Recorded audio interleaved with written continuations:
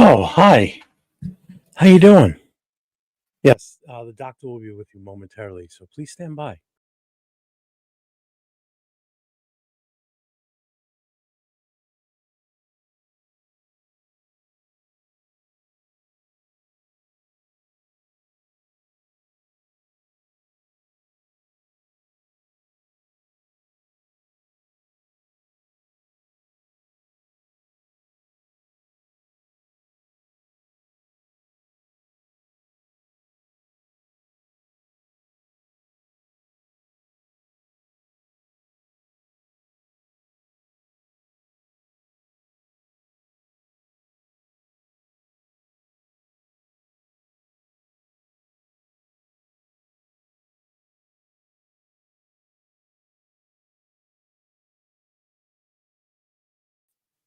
So you're stuck with me. What's up, everybody? Doctor, let me know when you're ready to start. No? The doctor's upset tonight. Sorry, I was reading my medical notes. Oh.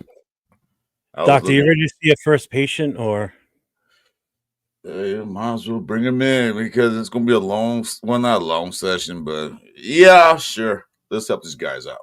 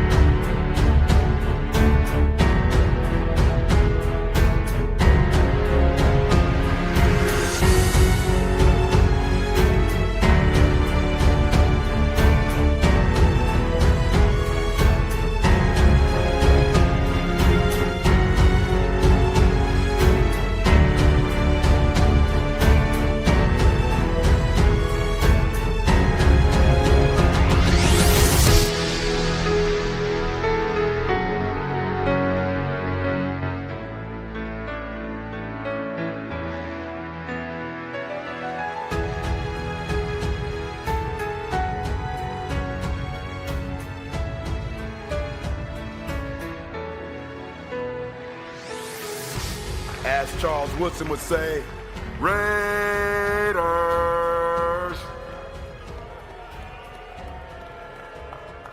Yeah. Welcome, everybody. Please come in. Take a seat.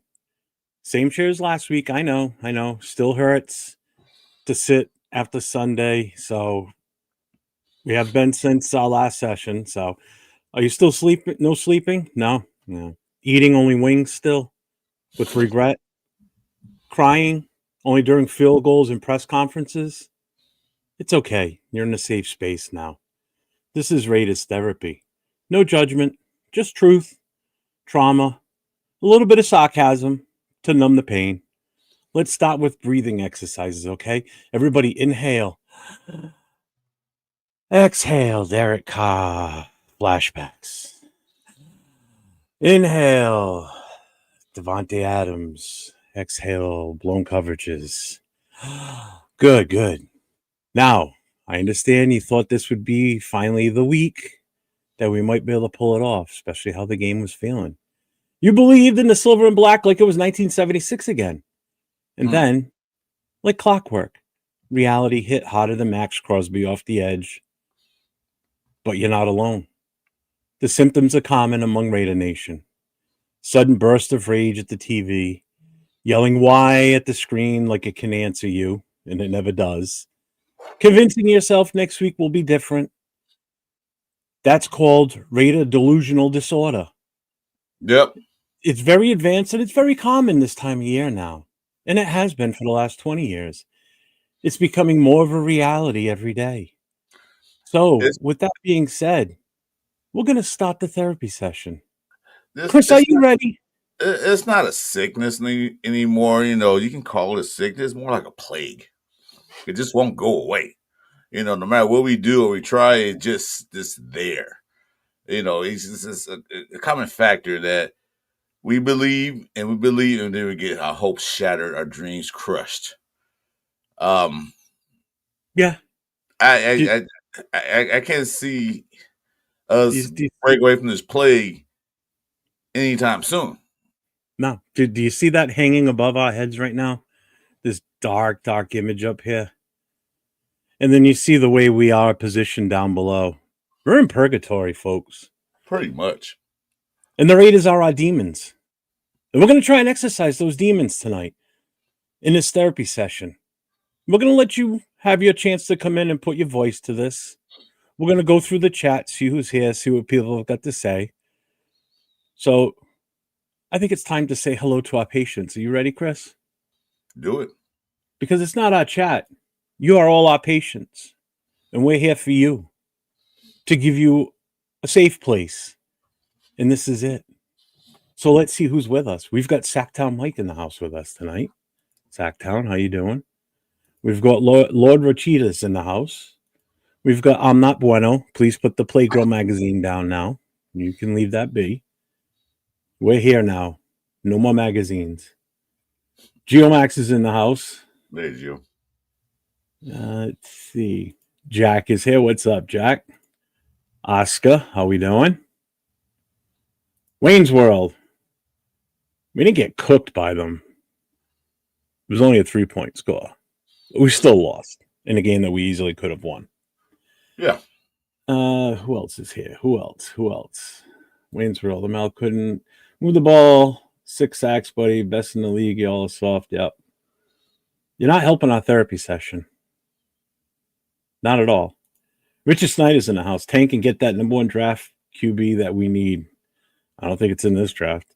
Well, we're not tanking. We just don't play that good. No, so it's kind of stuck enough. We don't have to forcefully tank. Yeah, we don't have to tank. We're doing it anyway by default. It's the fall of the Raiders. Yeah. Yep. Real Dixon Sight is here. What's up, Dixon? JP Raiders. Detroit Guides in the house. Let's see. Who else have we got here? Who else? Unfazed is here. What's up, man? That's Rock, actually. Neil's in the house. What's up, Neil? Charles is here. They made the right call to shit can that fuck. Yeah. Now, for those of you that aren't aware, the special teams coach got shit canned today. Yeah, he got fired. But that's not going to help our causes, but still, that's a step in the right direction. Yeah. Raider Nation. Jason's in the house. What's up, Jason?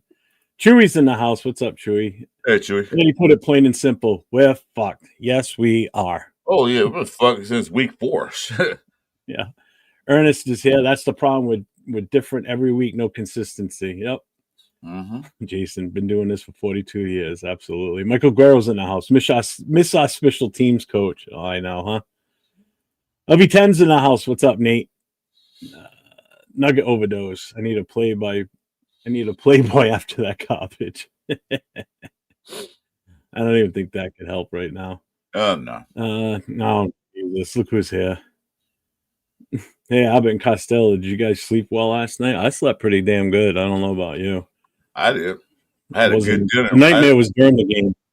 I had a great dinner watching the games. You know what? Me and my wife had sat down and ate a good dinner last night.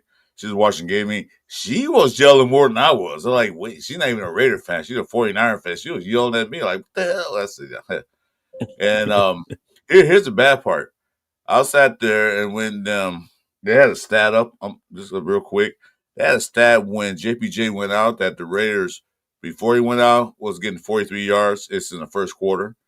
Then went out at -5. And that's it. There's a stat right there for you. We're not going to win this game. It was it's just a guard. If you look at it. Jason sent me a screenshot of that in a text today. I didn't see that last night. He sent it to me today. I'm like, yeah, well, it makes sense. I get it. And she said, we lose it. Well, it's only first half. Look, right now, just in the real line, he's the best offensive lineman on our team. Yep. And he's out. So she was yelling, screaming, like, man, you can stop. What's up, Marcus? What's going on? Brennan Cook, what's up? All the Broncos fans are coming out now. I'll tell you what, you guys better be scared. Who said it? Somebody just said it right here. Rosetown, Broncos fans should be scared how close this game was. That's against our shitty-ass offense, our defense. What the hell are you guys going to do when you got to go up against the likes of the Chargers and the Chiefs? And I'm sorry, but the Patriots will fucking destroy you guys right now. Their defense will be all over Bo Nix. Okay? The way the Patriots are playing right now, shit, you'd be lucky. You're going to play the Eagles, which I don't know the rest of their schedule, but you guys shouldn't feel too confident after that game. You guys should have wiped the floor with us last night, and you kept us in the game all night long. 2 3-and-outs to start your game off. 2 series of 3-and-outs. No. Bonus is awesome. Bonus was like dog shit last night. You know where they started out was that punter of ours pinning them back those couple of 3 times. Our defense held their ground and we got the ball back. But what do we do with it? Not a damn thing. Blew it. Well, we got 1 touchdown out of it, but other than that, we ain't got nothing else. What's up, yeah? Let's see who else. I think that's everybody in the chat, right? Jack says, I was watching a game last night with my dad and my brother. My brother is a huge Broncos fan, and I'm a Raiders. Oh, that must have sucked. I mean, you must have felt good at some points because we did look really good at the start of that game, and then we did. It just fell off the cliff. We didn't suck at the beginning. You don't even watch it. You were asleep the whole time. Just give me shit. I thought that this might be a good sign. We won the ball down the field. We ran the ball. Well, we'll get to that later about the rookie mistakes, but just run the ball well. We were blocking. We're moving the ball down the field. I said, wait a minute. And then we stopped them. 3-and-out, 3 3-and-outs in the first quarter. Oh man, I thought this is it. This is the game. I was excited eating my steak and clam chowder. I'm like, oh my God, this is it. Yeah, that clam chowder turned cold and that steak got hard. I said, nah. I said, oh my God, no. Unbelievable. And, and he who said it here, right here. AJ Cole was unbelievable last night, man. He kicked those 2 coffin corner kicks, man. Those were beautiful. Beautiful kicks. That one about the second one, but the one that the referee could tell who actually was inbounds. Now he kind of looked at it like, yeah. And they show replay, it just went boink. I was like, look at that. That's a Ray guy kick right there. Yeah, it's sad when your best player is a goddamn punter. That's so sad. That's bad. Nugget overdose. Still trying to win the lottery so I can send Chris to draft day weekend paid in full. Look, I'm depressed enough. I don't want to go and get depressed. Night. I don't want to be depressed anymore. They beat the Eagles already? Who? You sure about that? They didn't play the Eagles. Who? Kansas City? Denver? Oh, No. Denver. I remember them playing the Eagles already. No. And if you beat them, you got fucking lucky.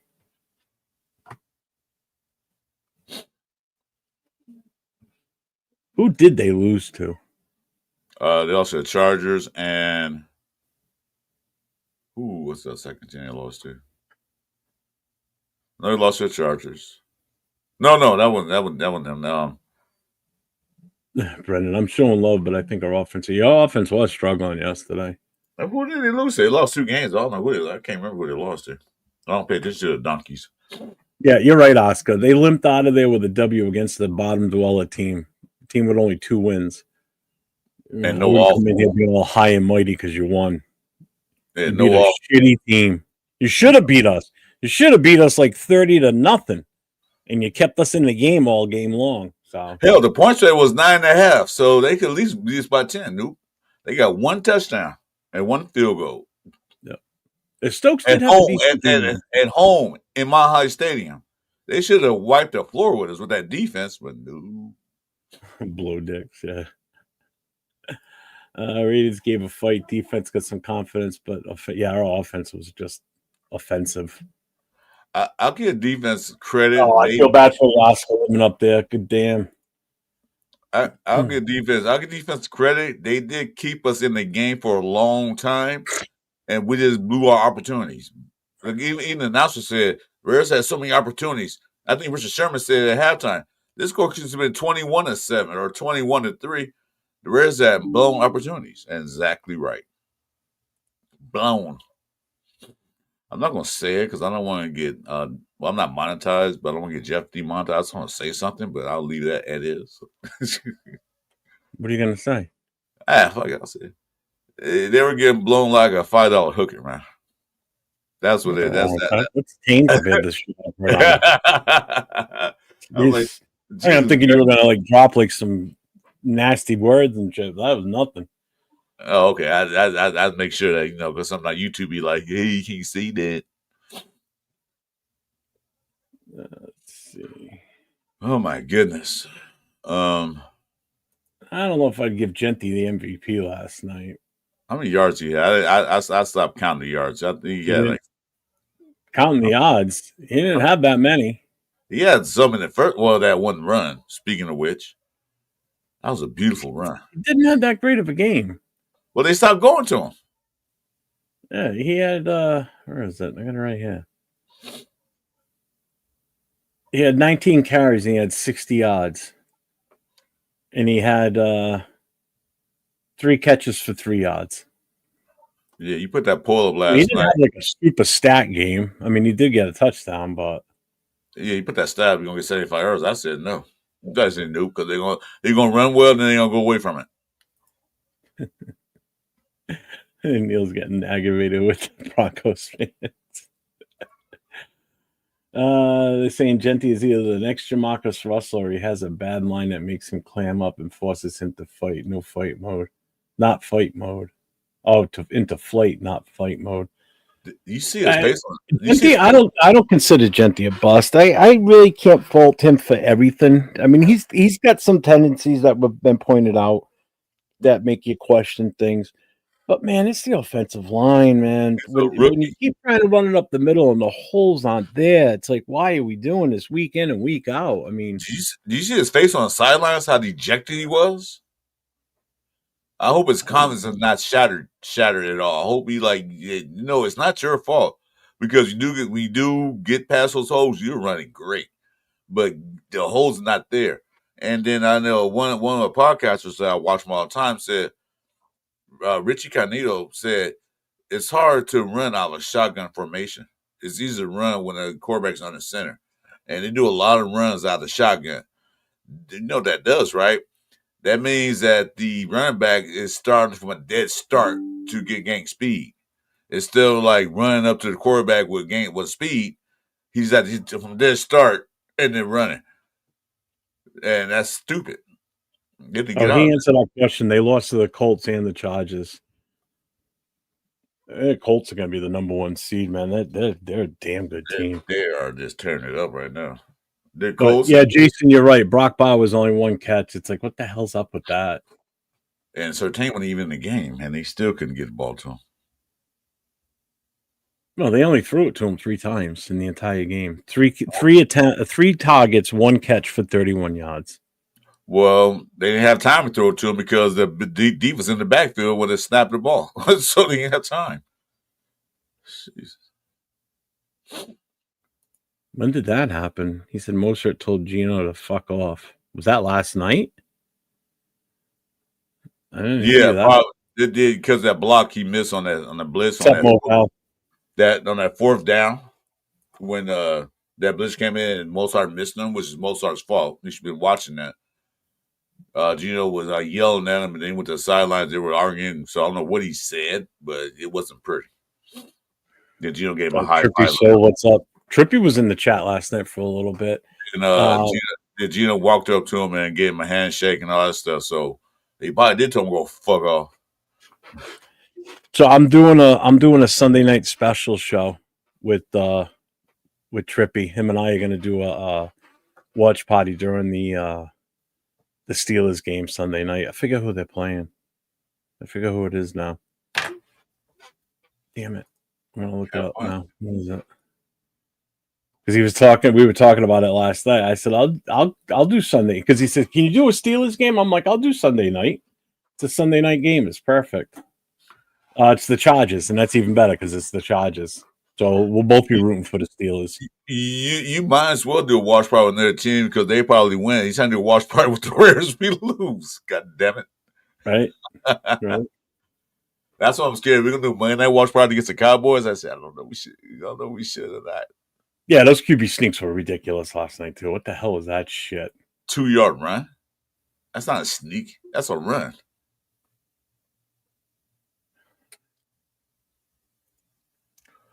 Genty would have broke a nice run, but Betch was jamming people up for lunch money. Yeah, Tucker had one too, didn't he? Wasn't there one with Tucker? Yeah, he had a touchdown, and they brought it back because pass interference. Thornton hit the guy before the ball got there. Cost us touchdown, so it cost us. Actually, one cost us a touchdown, and one cost us a chance to keep the. We would have had 21 points. That's 2 touchdowns right there. We would have beat them with no problem. Yeah, there's another one that when Gino threw the ball long to Thornton, he stopped running for a minute. Like, dude, run under the ball. Yeah. Yeah, rookies made rookie mistakes last night. Genty with the tip ball. Yeah, that was the other one too, because that was the interception. But it didn't cost. Yeah, you're right. They didn't throw to Bowers at all in the second half. He was like invisible. They were double teaming him. Yeah. But like I said, Geno Smith didn't have time to throw the ball because by the time they hiked the ball, the defense already in the backfield. Like they knew the snap count. I'm like, Jesus Christ. It's tripping. He's Timu Kittle. Cool dude though, man. Trippy's awesome, man. He's awesome. He's a Steelers fan. He's awesome. He came on a show once before, so he's been on the show a few different times. He was on with us last Friday night too. He was on. Oh yeah, but he's cool. I like Trippy and Randy Yen. They were both on our shows. But Randy Yen's a Bronco fan, but let's see. On that 2-yard sneak, Gino went absolutely. No, he didn't go fucking anywhere. Yeah, you're right, Jason. You could have, should have had. It's ridiculous. It's sad. Leave those points on the field. I hate that. Yeah, and Thornton's drop, that was right in his fucking hands, too. That's what I said. That was 3,000 that touchdown because he was open. And he could have ran the touchdown. But it is what it is. Some of the pass plays take too long to develop, and we only need a yard or two. Everything takes so long to develop with this team. When you run out of shotgun to get 2 yards, man, that's stupid. The one thing that kind of really pissed me off more than anything last night while we were sitting here watching it was when Gino was hurt and he's out there hobbling, yet they keep him in the game. No one at the offensive line is complete garbage, and you're putting him back there in passing situations when you know the line's going to break down fast. Yep. And now you're forcing him to hip hop and hobble his way out of there. He can't do that in a normal situation. How the hell is he going to do that with a bum leg? You know, you're putting the rest of the team in jeopardy at that point. You're giving up field position. You're giving up a chance of a turnover.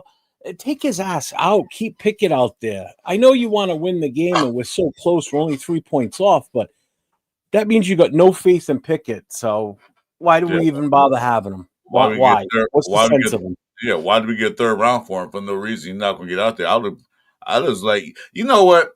The game was still close on the line. And these guys again were healthy scratchers, Rodgers and Grant. They're not injured; they healthy scratchers. You lost the best offensive line we have on the field, and then who are you gonna put in now? What we had in The there? stats showed it. The stats Who- showed that he was the best out there. Yeah, but who was out there? It was Putnam. He was playing guard, and then Kappa or Crapper, Yep. what do you want to call him? Jesus Capital Christ! crapper. You could have put Grant and Rodgers out there. They probably did better. Maybe, maybe not. But at least they're rookies. At least they can develop right there on the spot. Dude, it held the scratch. Yeah, he did too.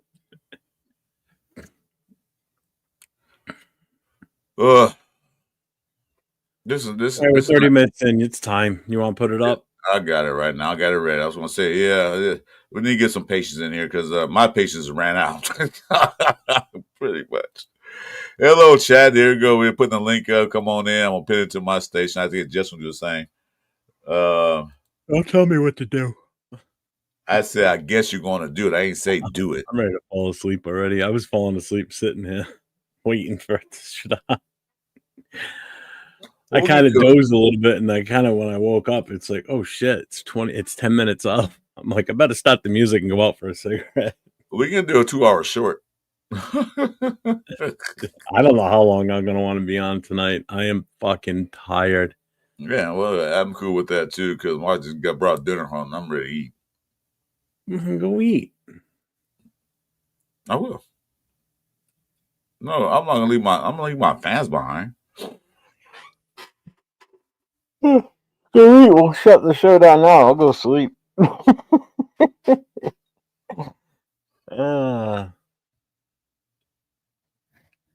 So I just. Well, if we get no patience in the next 30 minutes, we can shut it down. Oh, here we go. Zach Towns in the house.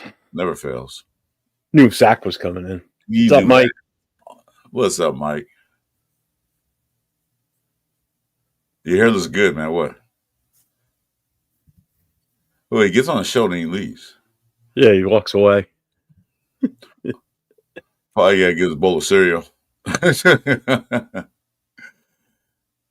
Time says, shout out to Raider.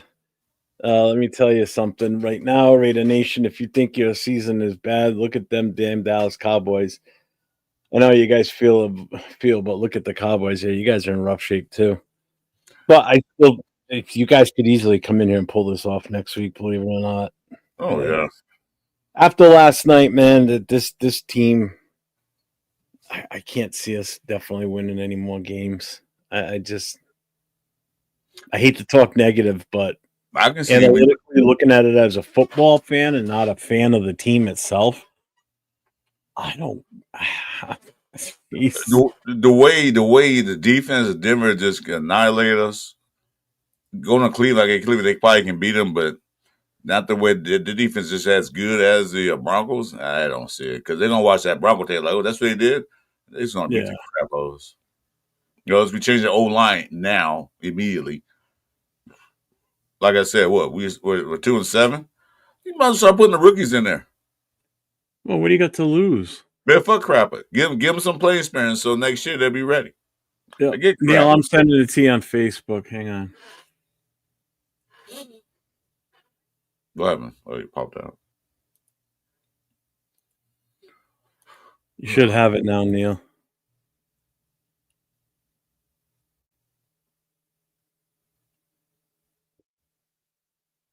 There he is. There's Neil. I believe the Dallas Cowboys should have a petition to get rid of the cancer that Homestead organization, which is Jerry Jones. I can't believe he had the nerve to be sitting next to Stephen A. Smith. Oh yeah, Stephen Smith. The other I saw that too. I was like, damn. We got a lot of people in here.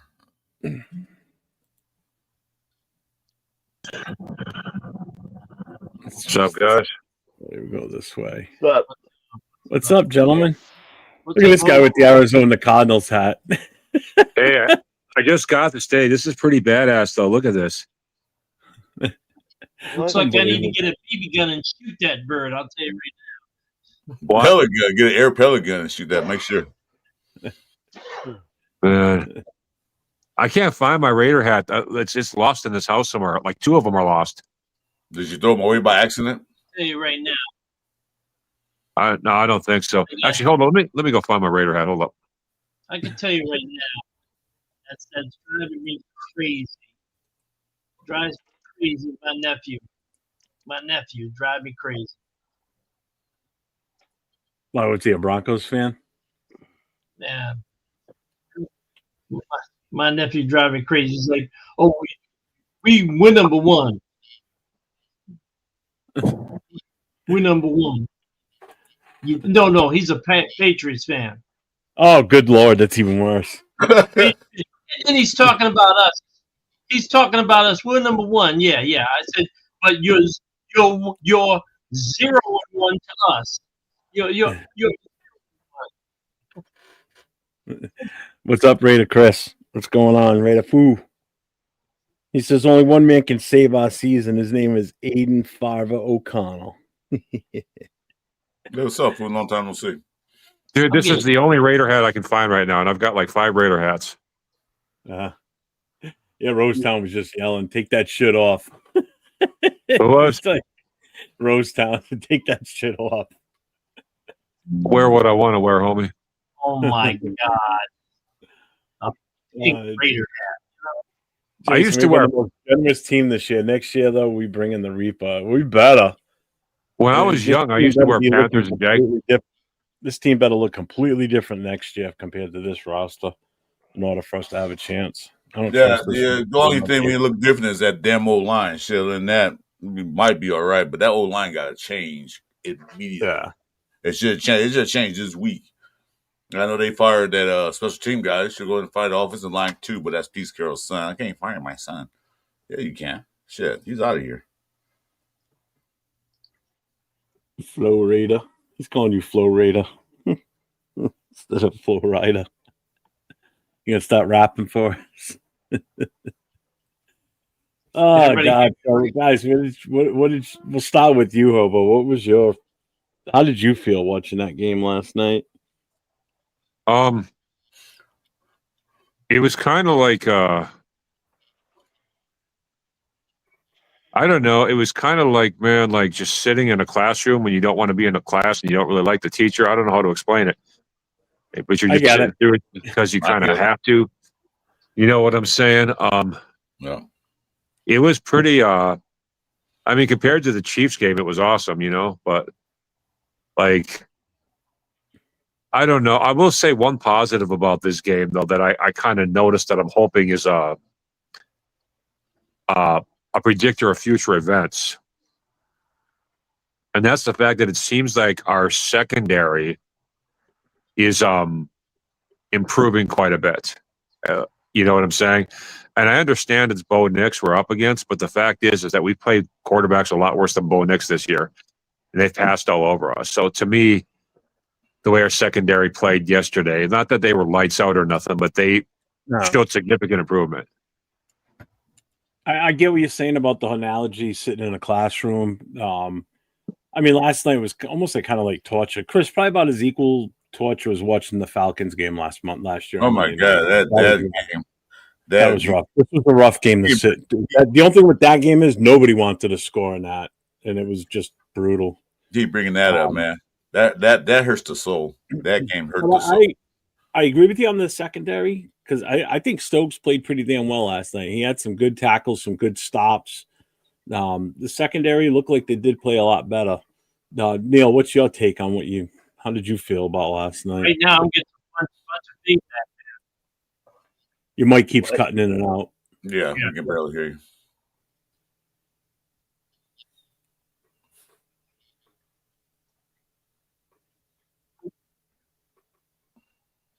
We'll come back to you, Mike. What was your thoughts? You know, first of all, the defense kicked fucking ass. I mean, defense kicked ass. I mean, we left so many points. I mean, you guys kind of talked about it earlier. Uh, on the field is ridiculous. The Dante drop, the Dante pass, interference, uh, the Betch, holding call, all huge plays. And then Carlson again misses another. I mean, it was a 48-yard field goal, but still, I mean, these guys are kicking, 60 plus, field goals. Uh, I don't know what's up with him, but it was freaking hard to watch, man. We just couldn't get. I mean, the offense was just null and void. I mean, and we started doing good, somebody would do something and just set us back. So it's like, one step forward, two steps forward, three steps back. It was hard to watch, man. It was freaking hard to watch. But Yeah, our defense held us in that game, so I mean, it's not like we're going to turn it off because we're Raiders fans. So Mike, you got your mic on, or are you using your earbuds? Because It's just I earbuds. can hear you. You're clear, but you're very faint. yeah, you're low. you know, And it's Rock said, weird yeah, 'cause- he said it was the worst tanking 3 hours, and I can't ever get that time back. No, and it's true too. It's like it wasn't even a good outcome at the end. You sat there for 3+ hours last night on this show with Nate, and it just didn't get any better as the game went on. I don't know what's up with my earbuds, but yeah, I do have them in. But You just got a little bit better at one point there. I don't know what's up with them. But yeah, I can't manipulate the screen like I usually can either. Something's different because I came in off the link that you put in on the chat because you're not in Yeah. vertical mode. So I was able to do that. It's just not seemed to be where I don't even know who the two guys in the top left and top middle are. I can't read their names because it's so small. Oh, it's Hobo Raider Accelerator, and the Oh, gentleman next to you is Neil. He's listed as Florida Raider. oh, He's okay. from the New England area. I've known Yeah. Neil for a long time. Well, I remember both of them. I just didn't know. Oh, thank you. I'm gonna try stepping Yeah, I up, just sent it joining to you on on that. Instagram Yeah, again. I'm gonna try that. What's up, Ardell? Ardell says basically my get up and go has got up and went. Any more than moral victories. I don't even count moral victories last night, really. I mean, I guess you would with the way that AJ Cole was kicking, at least. I mean, he definitely gave us a shot by pinning them deep twice at least in that game. Neil, let me know if you want to try your mic again. I'm trying my mic, but everything's like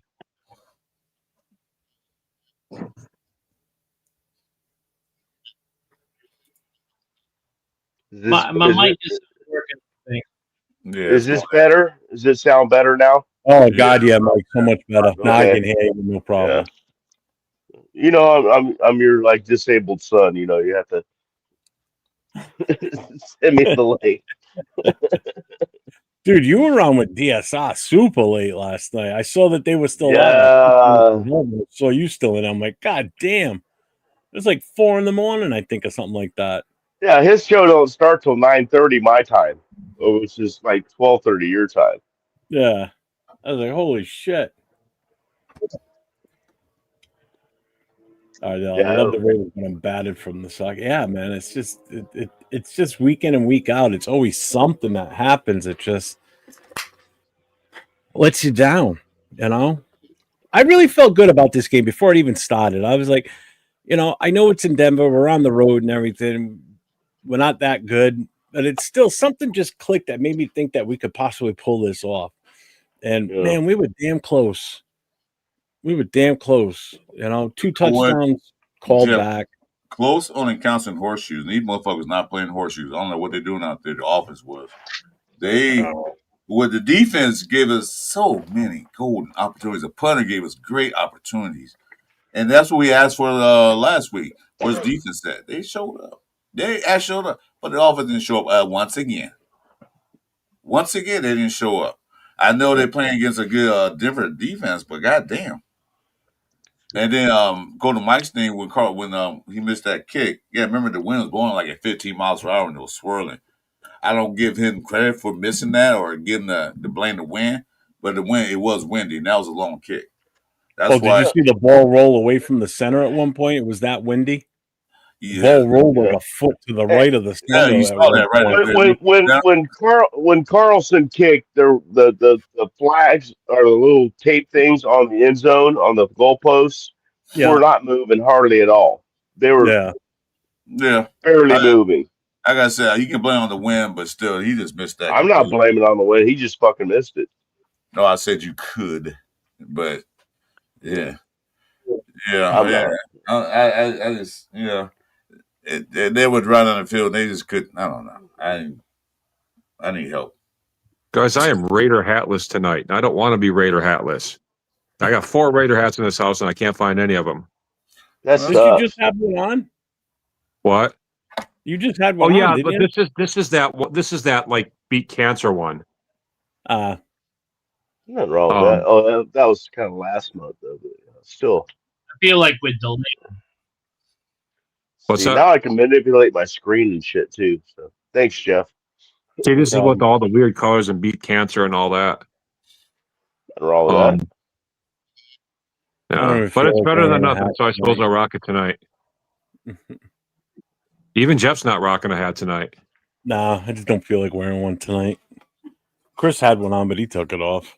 No, this thing is hot. I mean, when I have this hot, the thing is quit. There we go. That's Santa Raider right there. Raider Claus. He's the gnome. Here comes Raider Claus. Here comes Raider Claus. Right down Raider Claus Lane. I have a Raider Santa Claus hat, but I'm not gonna wear that. No, you're Raider Claus right now. Nugget Overdose said, if the Raiders keep playing like this, do you think all the pocket spots at the stadium will be reserved for handicap? Hey, don't joke, Tickets will probably stop getting to be cheaper again too, except for Monday night's game coming up. That's going to be an expensive night. Don't talk about that because that one there again. That handicap service is actually fucking awesome. So shit.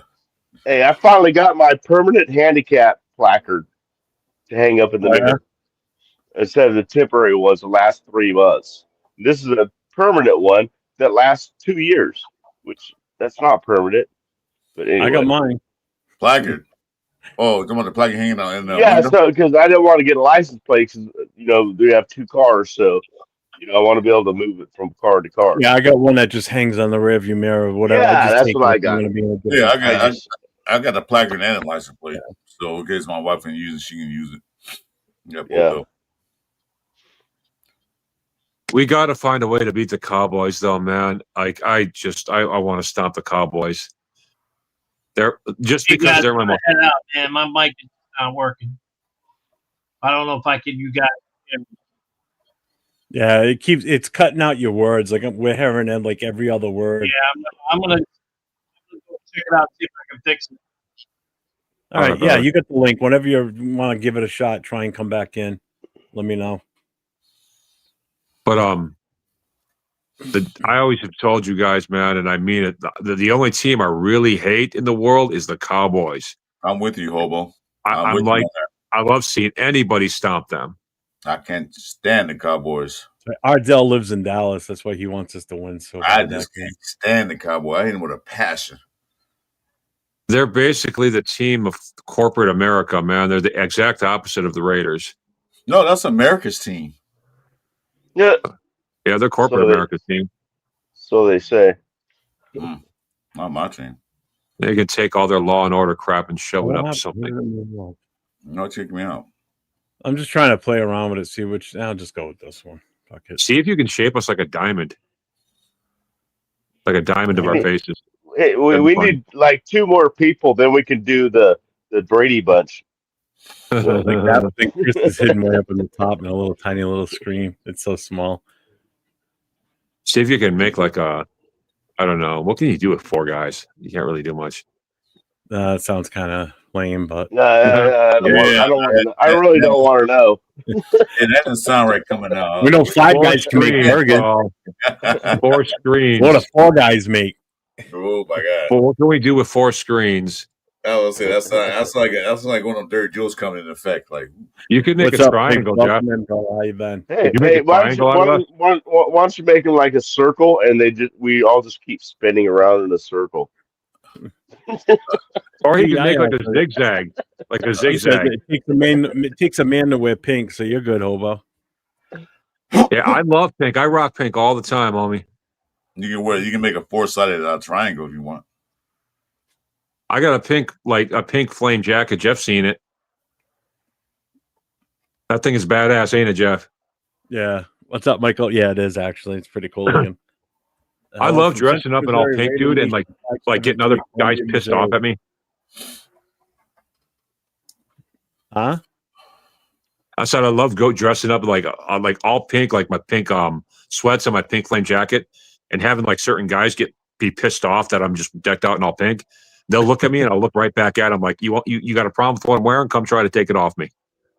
So I guess I get a little bit of a thrill out of that. You know, But Raider Foo, Chris, you're probably right too. I can see Ohio State beating them. I can see Ohio State beating them. Shit. Yeah. Ohio State could probably beat us. That's what I said. I can see them beating us. Look at Buenos. I got a permanent handicap placard too. It's my Raiders decal on my car. Heck yeah, man! Our Russ Raider fans, We have mental problems. We have mental handicaps. We could probably apply for food stamps and everything.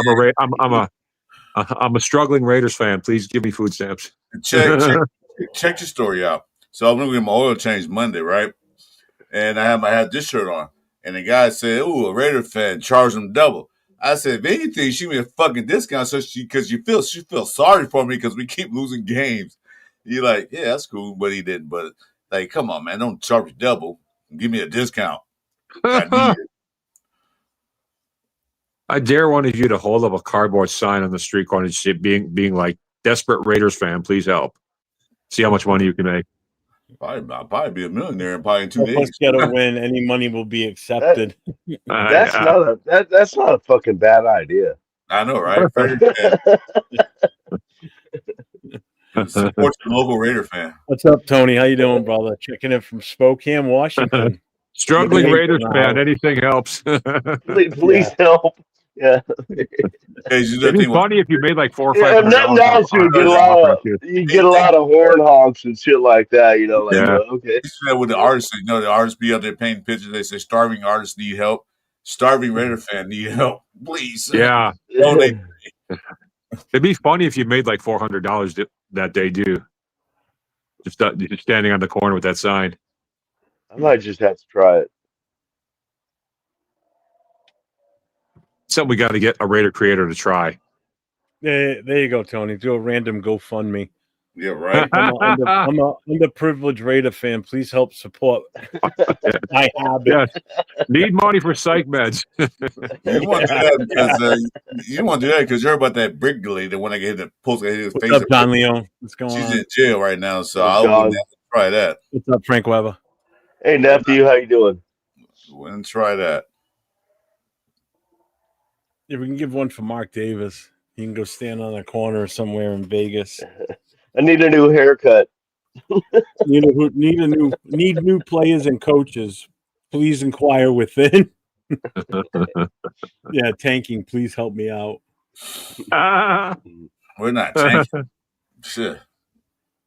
God, we are just so bad, man. This team is just so bad. No one will hire me because I'm a Raiders fan. Please help. Exactly. There you go. That's a good one. Hey, Raider fans are loyal, man. I'm discriminated against because I'm a Raiders fan. Heck yeah, you can sue for housing discrimination and all kinds of shit. Yeah. If I weren't a Raiders fan, my professor would have given me a better grade. I just know it. That'd be pretty funny. But I want the Cowboys like vanquished, man. Even if we don't get another victory this year, if we beat the Cowboys, I'll be happy. That's Not our Super totally Bowl. happy, but happy. That's a loser Super Bowl. Like college had those Alamo Bowls and Rose Bowls. That's a losers bowl. We can win that. Yeah, we're in Vegas again for that too, right? Yeah, Monday night. So it's technically a home game, but it's going to be 90% Cowboy fans anyway. You know But it. Yeah. although Dallas All I is know pretty far from Vegas. What was that? I I said was gonna Dallas say, is pretty far away from Vegas. That don't matter. Cowboy fans travel. they'll be there.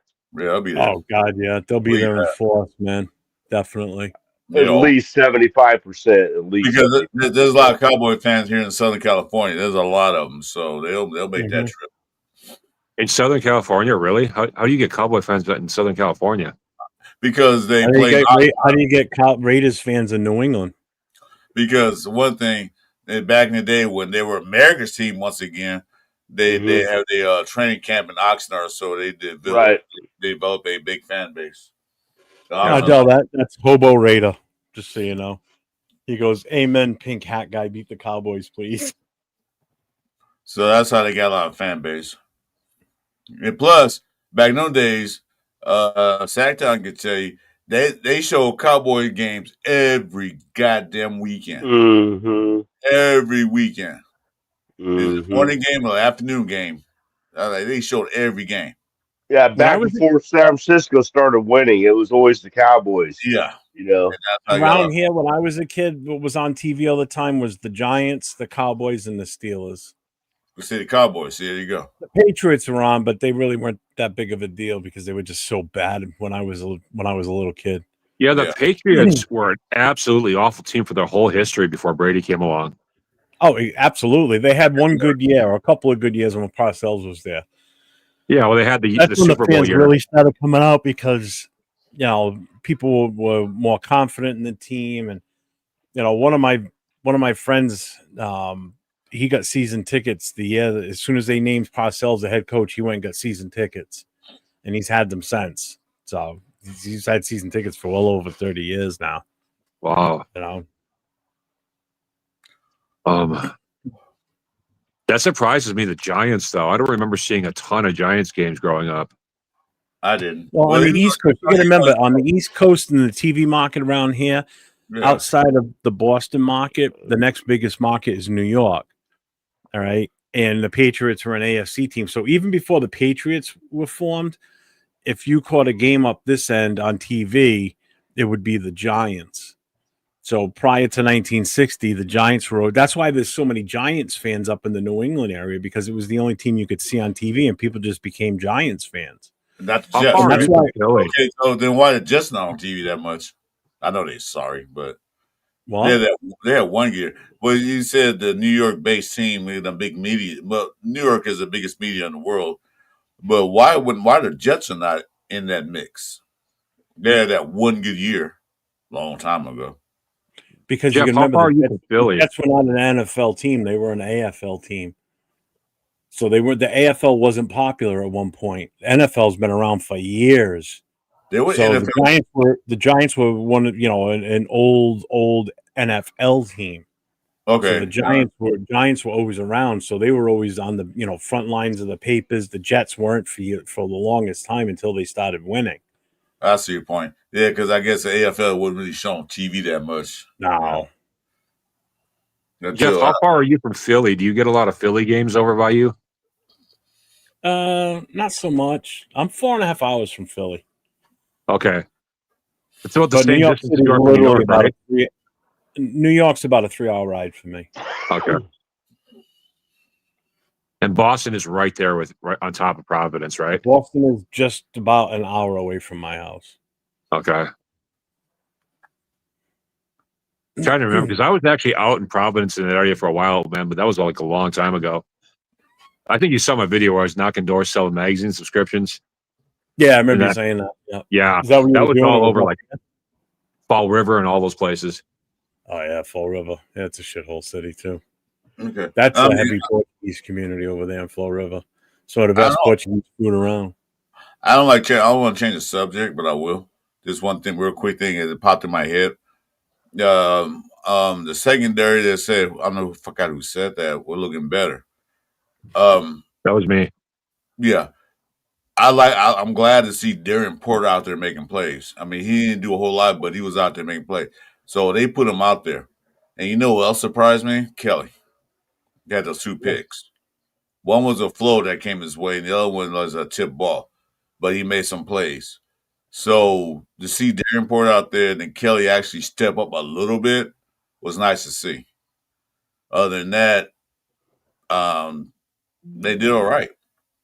If they can keep that up, they could be the Cowboys. They got to watch CeeDee Lamb, of course. But other than that, they have a chance to beat the Cowboys.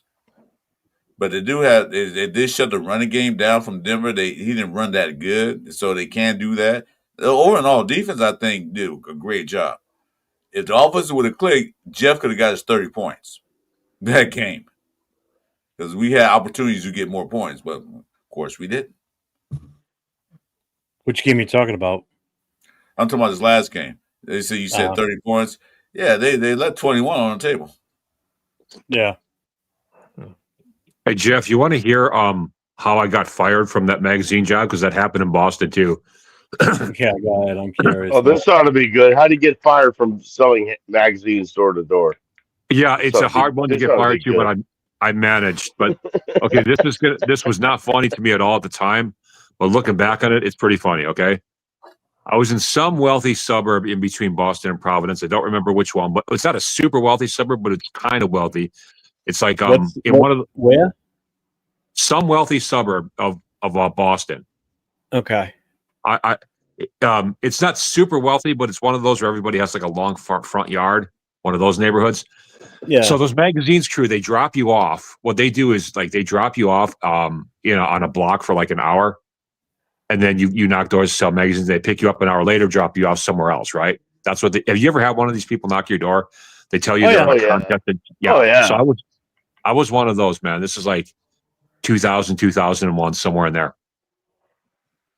So one day these people drop me off on this block, right? And I have to take a dump really bad. It just started hitting me, right?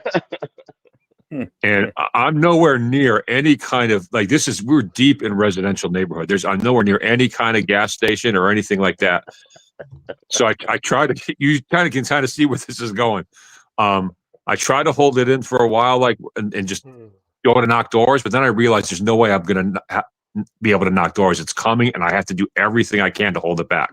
I said, so you know what? I'm not even going to knock doors this hour. I'm just going to stand in this corner until they come and pick me back up an hour later, because there's nothing I can do. I can't concentrate, right?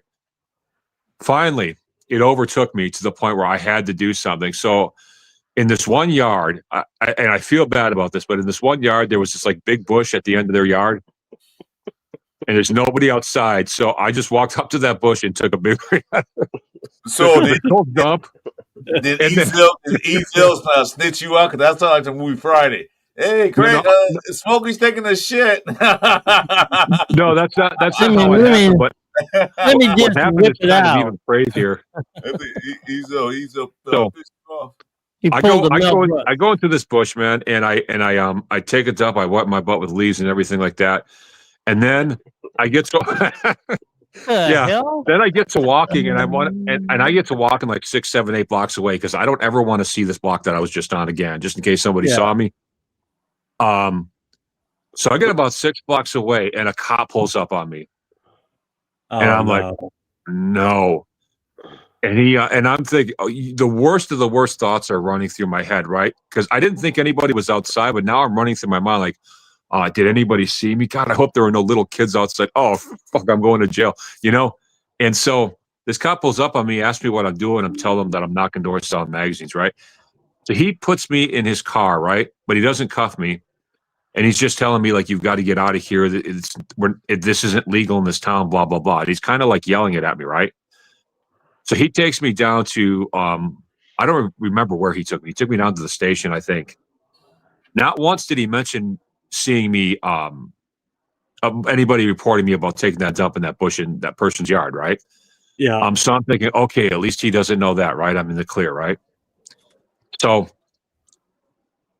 after a couple hours, later that night, I get back to this hotel we're staying at, and I get pulled into a meeting with the people leading the magazine crew, and they're asking me like why I took a dump in somebody's yard. So that cop was actually very cool because the cop knew that the reason the cop was called is because somebody had seen me taking a dump in that bush, right?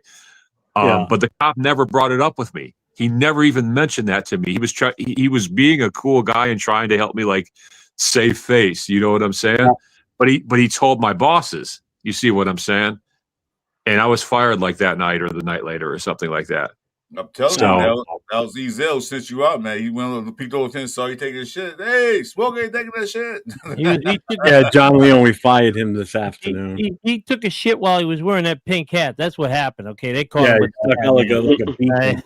Hey, it's the pink hat guy. No. No, I feel bad about that to this day, but I just could not hold it anymore. There wasn't no gas station or stores or nothing anywhere nearby. Wow. And like it was just one of those. It's either do that or it ends up in my pants, and I didn't want it in my pants. It's so disrespectful to knock on the guy's door, sell a magazine, and ask me, "Can I take a dump in your bathroom?" So I guess you couldn't do that either. Well, like with me, I was hobo. I was on my current job, and basically, we thought that the kids were still in school and stuff like that. We were working on this job, and I open up my door, and I'm going to take a piss in my door. All of a sudden, these kids come out. I'm like, oh, shit. I had to zip it up real quick and make sure nobody saw me. I shut the door and walked away. I was like, oh, man. That could have been ugly. But anyways, what I thought of the game is... Yeah, now that you're back and you might... Now that I'm back, well, I thought it was anything that was better than the Chiefs game was better. I mean, we didn't succeed where we wanted to go. I mean, defense came out kicking ass. I mean, they didn't get any first downs to what, the second quarter, and I mean, so we did a pretty good job, but still, we're just lacking in areas, and it's just showing. And basically, we came out and basically, got worn out, and that looked like the Broncos just were able to stop us from doing anything. Gentry wasn't getting through. Bowers wasn't doing anything. It's like I said, to me it was better. They got some points on the board than nothing at all. That's all. I mean, they gave it a try, and they're just not there. They're just not there. Well, I think this whole game would have been way different if JBJ had been in it. I just want to address Beal's comment real quick. Okay, we're behind in the comments. Go ahead, Chris. No, go ahead. All right. He said depleted O-line only gave up 1 sack. They actually gave up 6 sacks last night. There was 6 sacks. But the only reason I really know that only 5 in the first half, 1 in the second half after we already lost JPJ and Dylan Parham. That's what he means. I agree with this. Yeah, it just didn't word that way. But, right. Yeah, because I picked up Denver's defense in my fantasy league and played them yesterday, and they got me like 21 points, so I'm happy from that. Traitor. I just knew. What am I going to do? I had to bench somebody. I have KC as my other one. I had to bench them. It's no longer 401 Jeff Fraser. 401 Jeff Trader. Yeah. Well, no, I'm the one that came wearing the Cardinals hat, so I'm a worse trader than Jeff. Yeah, but you're fine. You're NFC. That's a fact. That's a fact. All I can say is people think that, like I said, when people ask me, they say, well, what's your teams? And I say, well, I'm a Boston Red Sox fan. I'm a Boston Celtics fan because of where I was brought up. And then I'm a Las Vegas fan. They go, whoa, where you go from Boston to going to Las Vegas Raiders? I said, well, I was stationed out in California and for the Army. And basically I went down to LA and watched them play. Back in the old days with Bob Golick, Howie Long. Where were you stationed at? And where you was out here? Fort Irwin, California. The high desert. NBC. Exactly where you were. I was stationed out there. I get used out there. I'll tell you right now, the people ask me, they're like, did you ever get used to the heat? I said, no, you tolerate it. 21, tolerate it. 21, yeah, 21 was like 115 on a Yeah. good day. On a good Yeah. day. Yeah. Yeah. Do you know I saw it snow out there?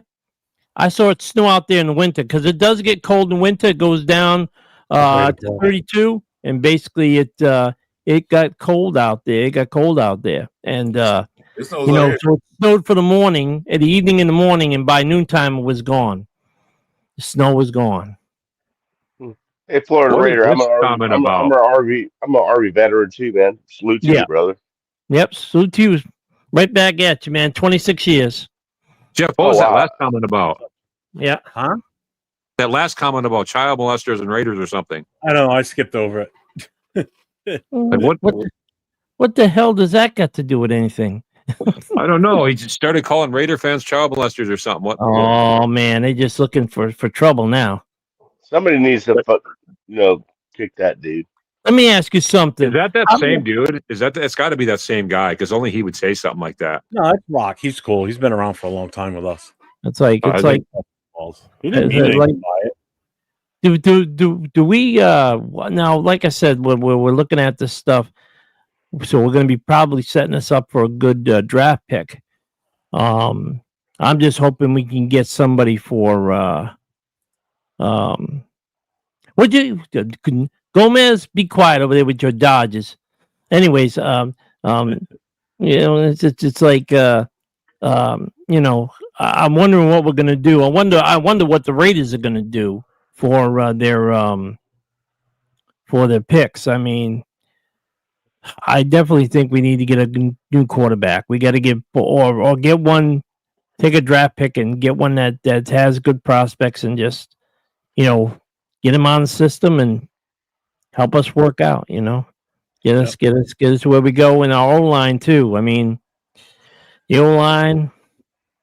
Yeah, and our second defensive secondary needs work too. So I mean, you know what I think? Oh, I'm They sorry. didn't do a bad job this past. They didn't do a bad job Monday. They did okay. So they probably do need help. Probably linebackers need help. But the main focus, the quarterback be fine. But the main focus is that offensive line. You can have the top quarterback coming out of college or a top quarterback in the NFL, but if the defense in the backfield on a snap, quarterbacks can't do anything. right? Yeah. Well, like I said, I'm thinking, but is Cleo Smith the one going to be able to do it? Because it seems like he's throwing a lot of interceptions too. Yeah. I mean, how many interceptions did he throw? I only think he threw one interception. No, I don't think he threw an interception during the last game, right? Yeah, he threw one, but it bounced off of Josh Jacobs, Josh Jacobs, Genty's. Yeah. If you look at the pass again, that pass was actually behind him. They did not see him. He should have caught that. Remember, Genty is not a wide receiver. He's a running back that can't catch the ball. He doesn't have that twist and turn that wide receiver has. That ball's a little behind him, a little high. Yeah. So you gonna blame Genty for that? No, well, I blame the quarterback because if he didn't put the ball out in front of him, because he had room to run, he could have ran for another 10 yards. Yeah. He threw behind a little bit of a turn and try to catch that. Yeah. High. Yeah. Don't throw it to stone hands. No, I think you catch the ball if the ball's in the right place, but you throw the ball behind him. Yeah. You can't twist and turn like the wide receivers can. What you expect from him? Or like Brock Bowers, saves him on all those twists and turns and one-handed catches. Yeah. He's a receiver, a tight end receiver. Yeah, he can do that, but not a running back. They don't usually catch the ball. Oh, no. I mean, passes. It was a catchable ball, but it was a very easy pass to throw. Just a little short crosser over the middle. I mean, that's a very easy pass to throw for a quarterback. Yeah. You guys want to hear some bad news, though? What's that? To be okay. I'm pretty sure. I know you guys aren't going to like to hear this, but just given the way the Raiders do things, I'm pretty sure that the Raiders are going to try to get Kyler Murray in the offseason. I don't think so. Really? I doubt that seriously. He's not the answer. I know he's not the answer, but the Raiders like to. No, I don't think so. Go direction, and Kyler Murray is pretty much done with the Cardinals. I mean, from everything I'm hearing. I think the Cardinals are done. I'm asking this question: why would they go after a guy who's going to demand a lot of money? When they got draft picks, they can draft somebody else.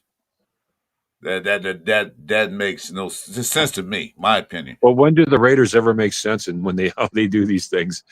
That's you know what I mean. I don't think Brady and the thing force gonna say no. Kyle Murray is not the guy.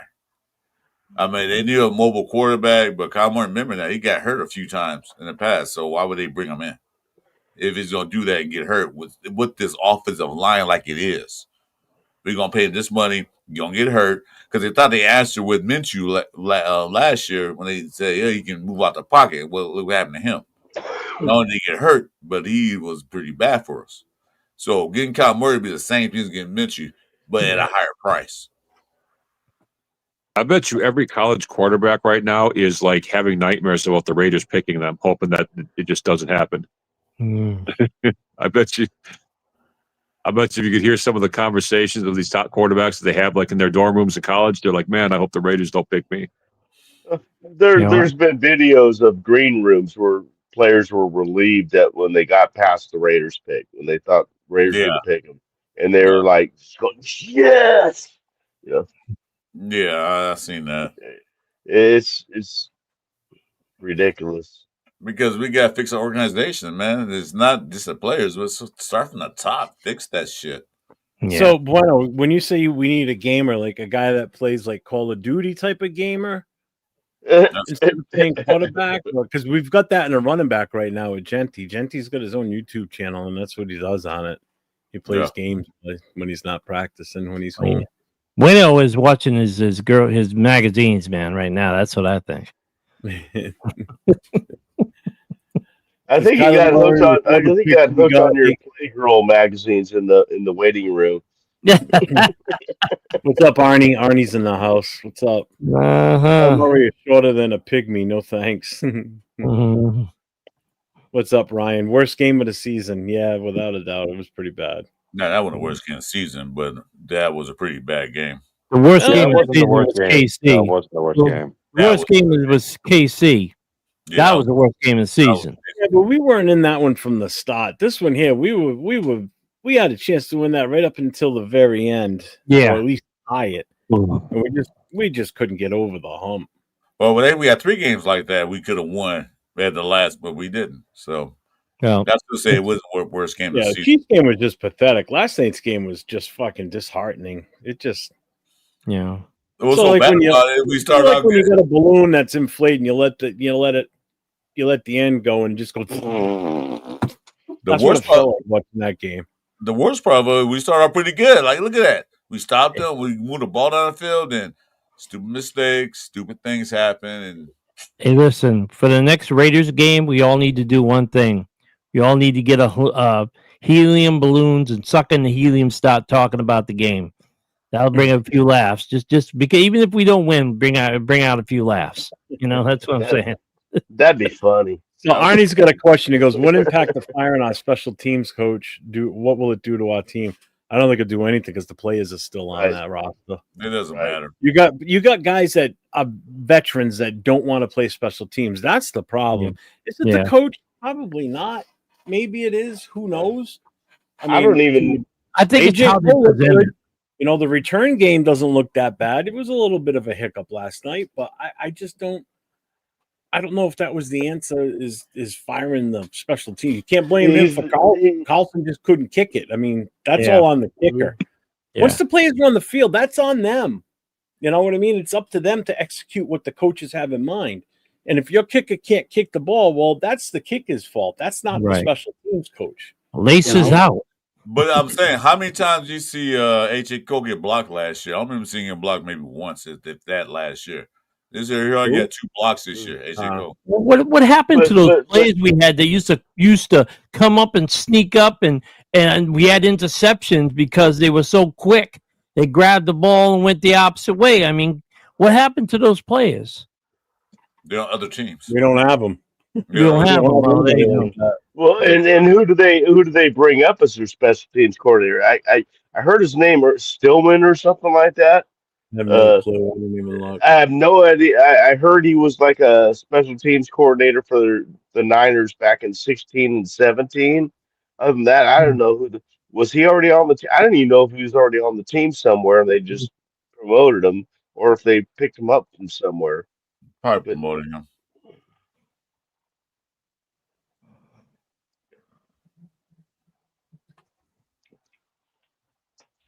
So, Arnie's got another question. With Parham and JPJ out, who needs to step up next game? Will Geno Smith and Genty get hurt with this weak talent offensive line? Yeah, unfortunately, it's not going to be much better because we're going to be forced to start the rookies. We're going to have no choice, which is okay with me because I want them to get out there. I want to see these guys who got in game time situations. Put them in there. The fuck out there. Give them some game time experience, man. So by next year they'll know what to fucking do. Don't we have to hear like, oh God. So yeah. My son's in the chat. He goes, I don't think Geno lost us that game, but he definitely didn't help. Well, it wasn't him. No, I still blame the offensive line. I'm sorry. Offensive line is still catching the blame from me. I'm getting that. I'm taking that.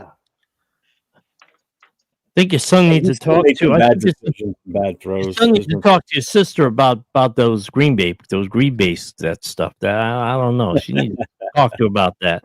You know, that ain't gonna change. She's been a Packers fan for. I know. I'm just giving a crap because she's like you know. Yes, Arnie. Yes, Arnie. She's had a rough couple of weeks here. She had to put her cat down last Sunday, a week ago.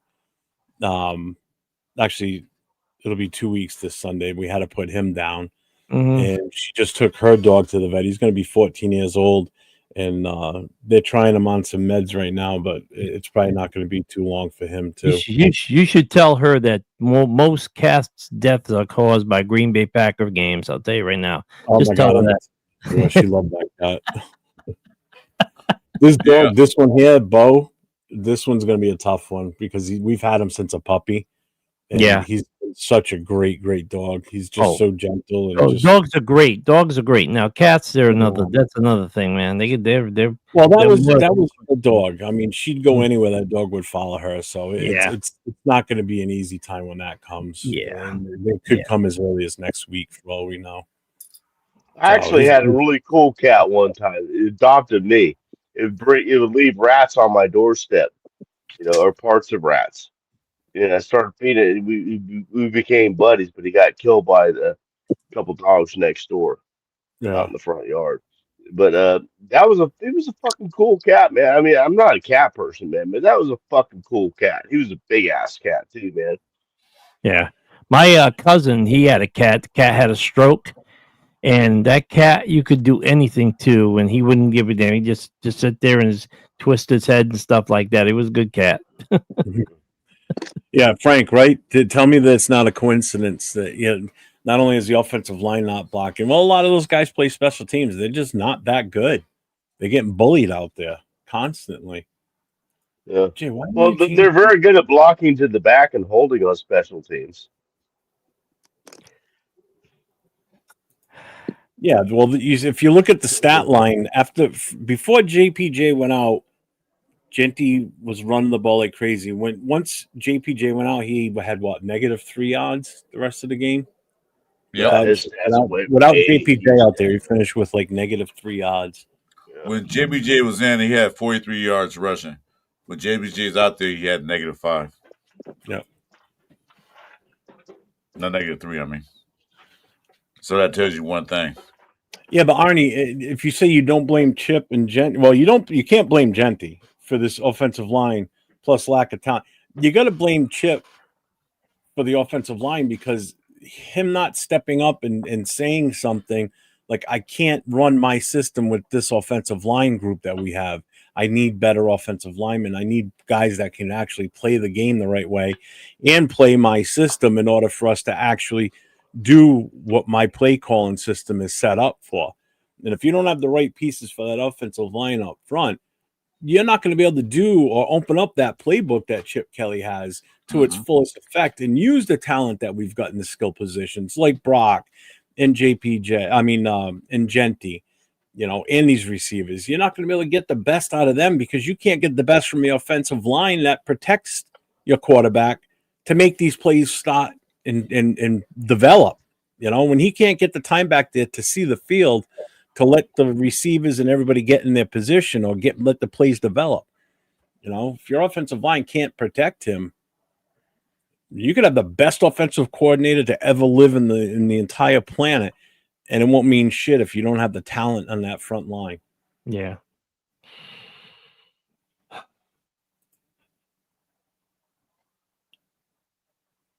It's just sad how one offensive lineman just changes the whole dynamic of your front line. Yeah. I remember. That's like remember when the Tampa Bay Super Bowl where we lost our center?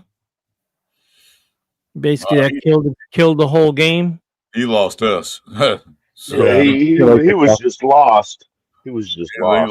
He thought we had won the Super Bowl. He was celebrating. Yeah, he was so, the game was over, man. Yeah, dude had a mental breakdown, man. I mean, what's up, Coach? No way. JPJ might need to be replaced, not because he's not good, but because he's shown to be injury prone. That's okay though. He'd make a great backup. Raiders need great depth. Well, we do need depth. I agree with that. Yeah. Oh God, yeah, we do. Yeah. We need depth everywhere. What's up, Laker girl? Did I hear my name? Yeah. Hold on here. Hold on. Laker girl? Lakers girl. Lakers girl? Yeah. Oh, okay. All right. Just making sure, you know. No, it's Laker girls. No S. Yes, there's no way. Okay, Laker girl. I was like, there's no Laker good now. If you're talking about, you know, Boston Celtics, that's one thing, but Lakers, no. Yeah, well, I'm a Laker fan, dude, so yeah, no. Oh, you're a Laker fan. You gotta remember, Neil, a lot of the guys that are on shows. Dodgers, wait a minute. Dodgers, Lakers. I like all LA teams except for the Clippers, the Rams, the Chargers, the Kings. I hate those teams. Not the Kings. He's a closet Rams fan and 49ers. No, fuck no. I hate the Rams ever since. The Rams are number 2 on my list of teams that hate. Dallas and the Rams. I hate them. Yeah, Neil, you got to realize a lot of the guys that I do shows with, they're all California guys or West Coast guys. So if they're Raider fans, then they're also more than likely Dodgers. You can tell by their accents. You can tell by in Vegas nights. What accent? The only ones you're going to find that are fans of anybody of a team are going to be guys from the New England area. And even some of the New England Raider fans around here. It's like wicked pisser. That's all I can tell you. Wicked pisser. Sometimes you know the terminology that Jeff we had a show one day. Jeff was explaining some words they say in the East Coast. Like that's right. That we don't say water fountain. We say bubbler. Yeah. We don't say Worcestershire, we say Worcester. You know, it's not that thing, man. You got to get those. We know if you can't say the towns correctly up here, we automatically know you're from the outside. You know, like Quahog, like Quahogs and like Quincy and you know, we don't call it the. We don't call it the subway. We call it the line. You know, you know. So just those things. You do have an accent there, Chris. I understand. You do have that California. It's funny that. What's that now? What's that now? The accent is different from our accent, and the people in the South are different from everybody else. It's funny that we live in America, but we all have different accents and dialects. You know, you got that accent like let me hear you say for sure. Gag me with a spoon, something like that. You know, because that's California right there. No, that's fucking Valley. I don't say that shit. That's a Valley girl bullshit. That's their little lingo he had. So Neil, the week before the Raiders Patriots game on the Wednesday night Raider Connection show, I played a game with the other 3 hosts. Yeah. And now Nate was coming out here for that game. Right. And what I did was the game I played was I gave them, I would put a city or a state, city or town name up on the screen and they had to pronounce it. So I put up like Worcester, Pawcatuck, you know, Pawtucket. I put Woonsocket. I put names up like that, and then some from Massachusetts and Connecticut. Yeah. My God, dude, it did exactly what I thought it was going to do. They butchered the living shit out of the names. It was great. It was absolutely. How about Hoboken? Shout out to Hoboken. They made our sea rations. Hoboken, New Jersey. Wrong state. Wrong region. Oh shit! I'm sorry. What is when I put Worcester up, Yeah. Jay from Just Raiders, baby, he goes, Worcestershire. I'm like, nope. Nope. It's like, Not even close. what is the Rhode Island drink? What is the drink of Rhode Island? Coffee milk. Of course, that's what we are. Coffee milk, man. Yep. It's Coffee like we milk don't and do Bell's lemonade. we don't do. What's California's drink?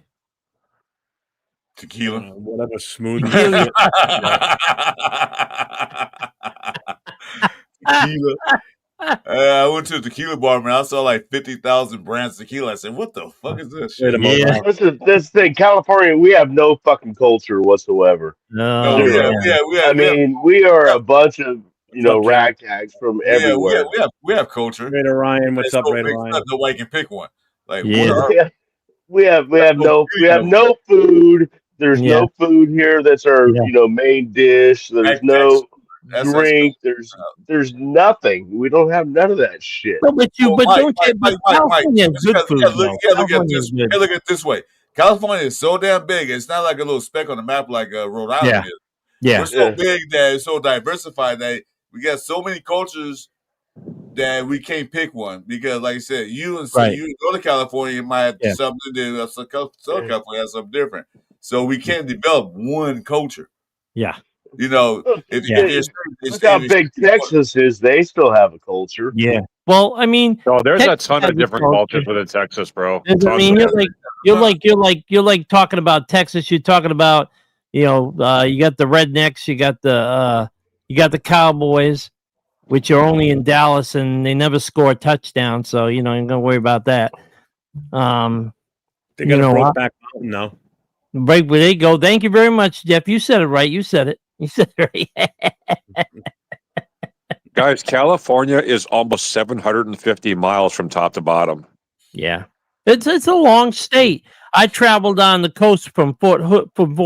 I went up to PLDC up in Ord, just before Brack shut it down, and I went up there and I saw Carmel and I drove down the coast. Beautiful up there, man. It is beautiful up there. Yeah. The only thing I didn't like Highway 1. Yeah, you went up down Highway 1. Oh fuck yeah, it's a beautiful coastline up there. The only one thing I didn't like about it was all the fog up there. I'll tell you, it's all the fog. If you're going up in that area, it's fog. I mean, they don't have fog in Florida. I mean, I would think that they have fog, but it's not a. It's like a sectioned off fog. It's like if it's they got it all. They keep it contained in a certain area. Yeah. You know what Florida has? You could be sitting in your backyard, nice, clear, sunny ass day. Yeah. And then boom, like that. Pouring rain, thunder and lightning, lasts for 5 minutes and it's gone. No, you know what sucks about that? I was in Florida. It was like 101 degrees. Jason! JD! And anyway, so I'm sitting there, man. We're at the beach. I forgot what beach we're at. We're at the beach, man. Nice, like I said, clear day. You see the clouds off the coast.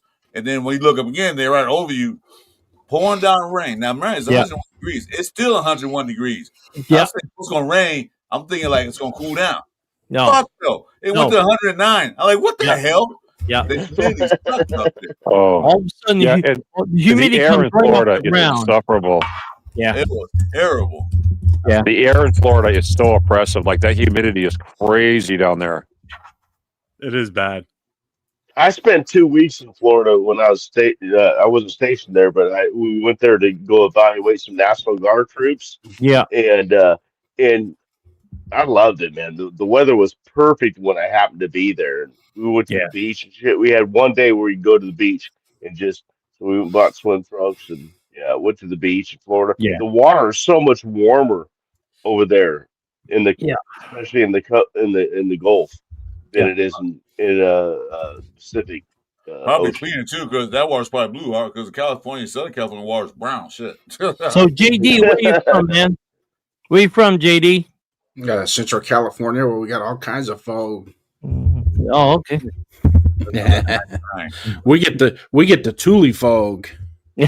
I'm telling you, I was up there like up by San Francisco, and every morning, guaranteed, you could see nothing outside except for white. That was Right. it. There was Oh, yeah, nothing else. They fans for So that.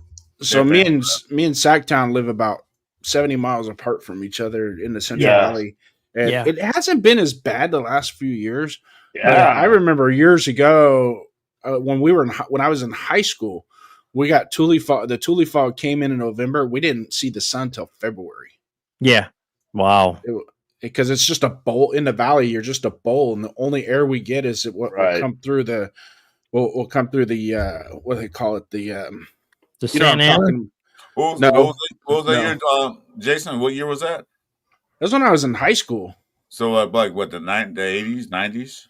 90s. Yeah, Yeah. 89, Yeah, 90. because I remember one year that in Southern California, the same thing. The whole summer, everything was just overcast, not a day of sun.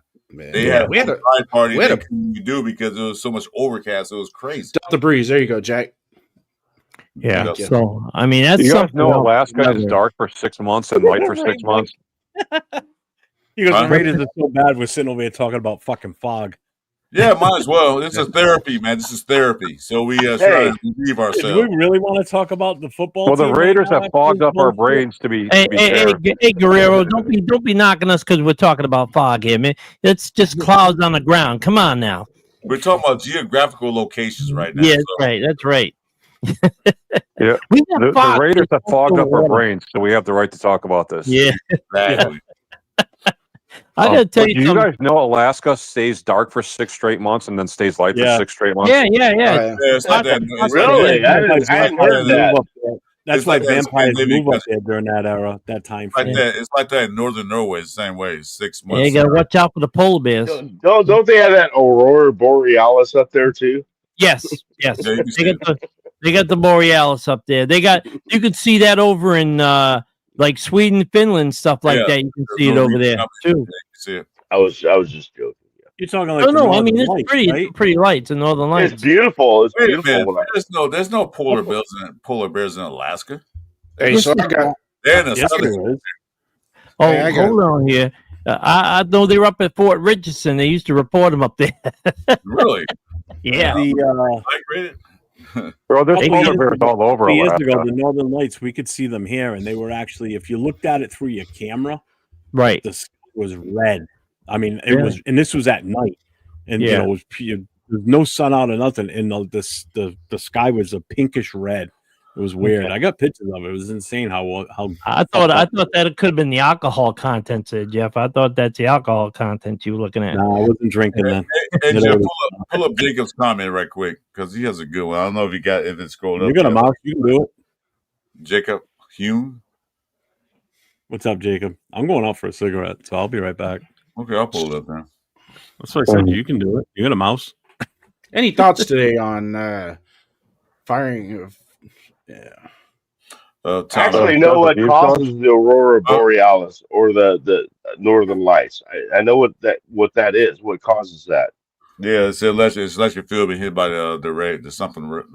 Yeah, the sun. I think charged this. Anyway, Yeah. thoughts on firing Tom today? Any thoughts on shit could be next? Fascinating. You just skip right over it. Hold on a second. Hold on a second. Tom, hurry a comment here about the Raiders. Thoughts Man, on they should have firing taken Brennan today? out, man. Any They should have thoughts on fired shit Brennan. could be next. Offense, including not clicking. Very winnable game last night. Thoughts on firing Tom? Yeah, well, they just team sucked. Thoughts on firing Chip Kelly? They're not going to do that this during the season. Right. It wasn't a play calling. It was offensive line. If anything, Yeah. the next person should be up is offensive line coach. That should be the next guy on the chopping block. Not Chip Absolutely. Kelly. Not Chip Kelly. Yeah. Yeah, I said that Brendan Carroll should be gone. Mm-hmm. Like yesterday. Yeah. Before they hired him. Before they hired him, he should have already been fired. Like I said, I'm just wondering why they brought who down from Seattle. That's my biggest thing. Like, of all the coaches that you could get, you're gonna go after this guy from Seattle because he had the good fortune of doing good things with USC. He had a good run with the New England Patriots, and but like I said, it's not a thing where he's. I mean, to me, it just doesn't feel like he fits here. You know what I'm saying? He doesn't fit. To me, that's me. Yeah. Well, who else were we going to get? I don't know, but I'm just saying that I didn't see him fitting in here. You know what I'm saying? I mean, I would love to bring the. I know I would love to bring someone who is good as, Madden back here. If there was a coach out here like him. It's too far back. You're not going to find a coach like him. You're not finding No. coach like that. No. But there was, No. And Madden was homegrown from Al Davis. Yeah. That was things have changed. We're in a totally different world. For us to expect what we had 40, 50 years ago, it ain't happening. It's not going to happen.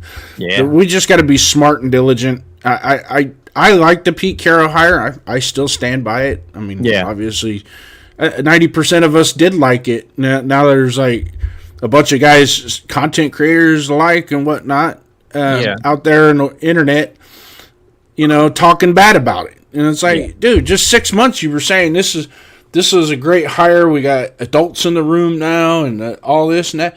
And now we ain't having no. Well, quite honestly, I don't think it's the coaching. It's the roster. We have an expansion team roster. Yeah. Hey, AR, welcome to the building. The guy was promoted who he should have hired in the first place. Right. Have Arizona special team coordinator first. Yeah, probably true. Because I know that's nepotism. Pete Carroll bring my son in. No, well, he's not going to do good. We got the Aussie in the room. They all do that though, Chris. I know. Mike Shanahan did it. They all do it. John Gruden did it. John Gruden hired his son. And he's still there. He's still there. No, I understand that. It's nothing new. That's what he does. But yeah, I wouldn't.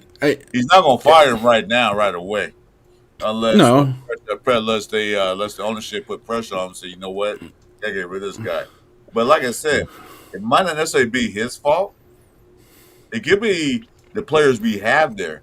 Spike was because you got to remember last year we did okay in offensive line. We had JP Chase center, Meredith was at tackle, Glaze was coming up, Parham was RM, and then Cole Miller was there. So our offensive line looked decent last year. It wasn't good, top notch, but it wasn't bottom of the barrel.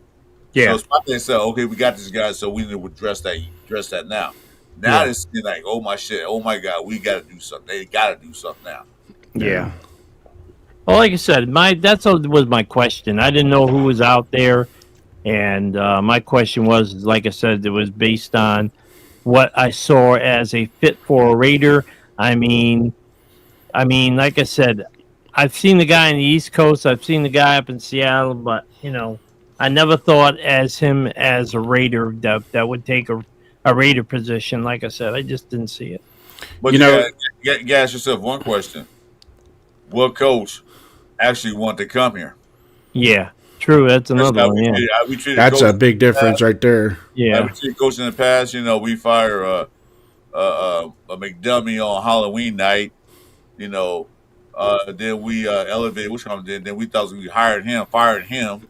Yeah. And then the John Gruden incident that we didn't fire him, but right, he was gotten rid of. That was the NFL that did that crap. Well, I know. But see, the coaching cycle. See, coaches they want to have a good resume when they leave here. If they do leave, they come here. They won't go in there and say, "What last game you won?" We won games since 2016. Like shit, nobody gonna hire you. Yeah.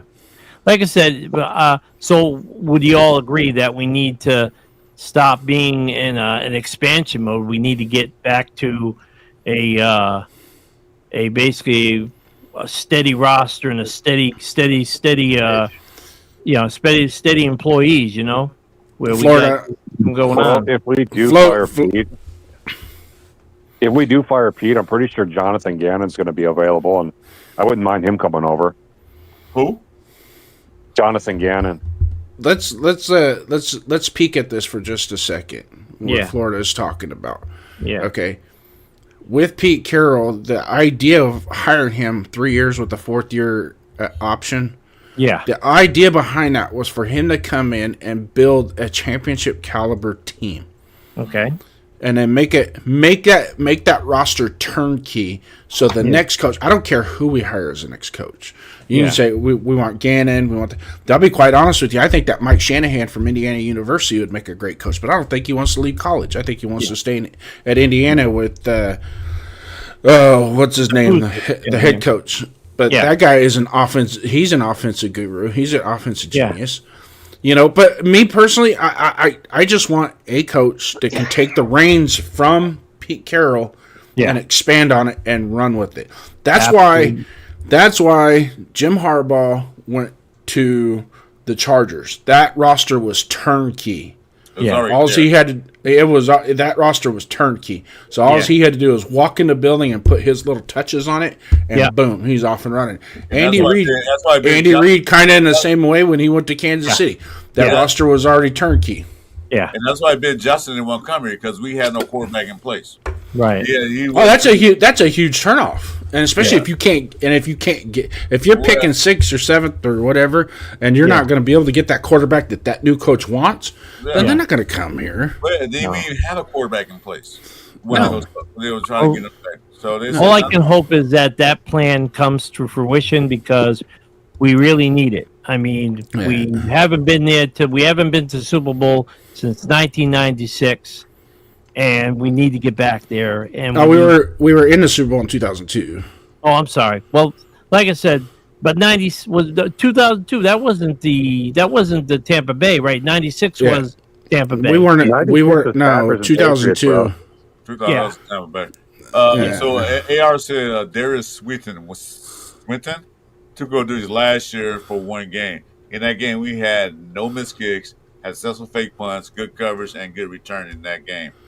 So that's who our special team guy is now. Darius Swinton. Right. Yeah. So we'll see how that turns. Because that's our Aussie friend, isn't that? Yeah, because I don't remember. I remember the Raiders always for years had good special teams. Defense can suck, offense can suck, but we also always had good special teams. We always had good kickers. Yeah. We've never had special teams, except for one game when the Raiders played the Cardinals and Janikowski missed 4 field goals. Well, things happen, man. I mean, dude, he was like the whole aspect of special. They took his pints away from him. He used to store his pints of vodka on the bench before he went out and kicked. They took his pints away from him. He wasn't drunk; he was sober. So I want to bring something up, and I don't know if you guys notice this. You guys watch other football games, or you guys just pay attention to the Raiders? Yes or no? I watch all games. Watch all games. Watch what I have time for. So at the beginning of this year, the NFL came up with the rule that teams can no longer provide smelling salts to the players on the sideline because it masks symptoms. Okay. So at the beginning of the year, the teams are not allowed to provide smelling salts no longer to the players on the sideline because it masks the symptoms of a concussion. They want to truly be able to evaluate. If they think somebody has a concussion, they want to be able to truly evaluate. If you guys paid attention to the Cowboys game the other day, they circumvented that rule. They filled up water bottles with frickin' ammonia. Yeah. And those guys were on the sidelines. I'm sitting there watching it, and Mickens has got this bottle of water up underneath his face mask, sniffing it. And I'm like, what the fuck? Oh. I've actually seen even kickers with this year with smelling salts. They actually still have the fucking tubes. So the players, the rule doesn't say that the players can't take it themselves out onto the field. The teams can't provide it. Exactly. Because it makes the teams liable for anything that happens. And it makes so the players will be on their own. They got to kind of set the baseline for it. We used to use smelling salts all the time, and it's like, I actually had a doctor tell me, goes, it only helps you for a few minutes. You know that, right? And I go, yeah, I know. Seconds, basically. Yeah, but I just thought I brought that up because the totality of the NFL and everything that we're looking at, because the special teams thing kind of correlates with how we're sitting here we're bagging on our special teams, but I'll be quite honest with you. Everybody in NFL is struggling with their special teams this year. There's been a lot of there was one weekend there was 2 blocked field goals back to back at the same time. I think it was one of them, because one of them got returned for a touchdown to win the game. I think it was Rams or something like that. But it's just like a ton of block kicks, and yeah, the kickers are kicking farther, but it doesn't seem like they're all that accurate, you know. So this could be this could be a product of the total NFL, how the things that are changing in the NFL in themselves, especially with the kickoff rule. They're having to spend more time on that to try and decipher how they can take advantage of it. So I don't know. To me, it just seems like there's been a lot of mistakes, not just by us, but throughout the NFL. There's been a lot of bad special teams play.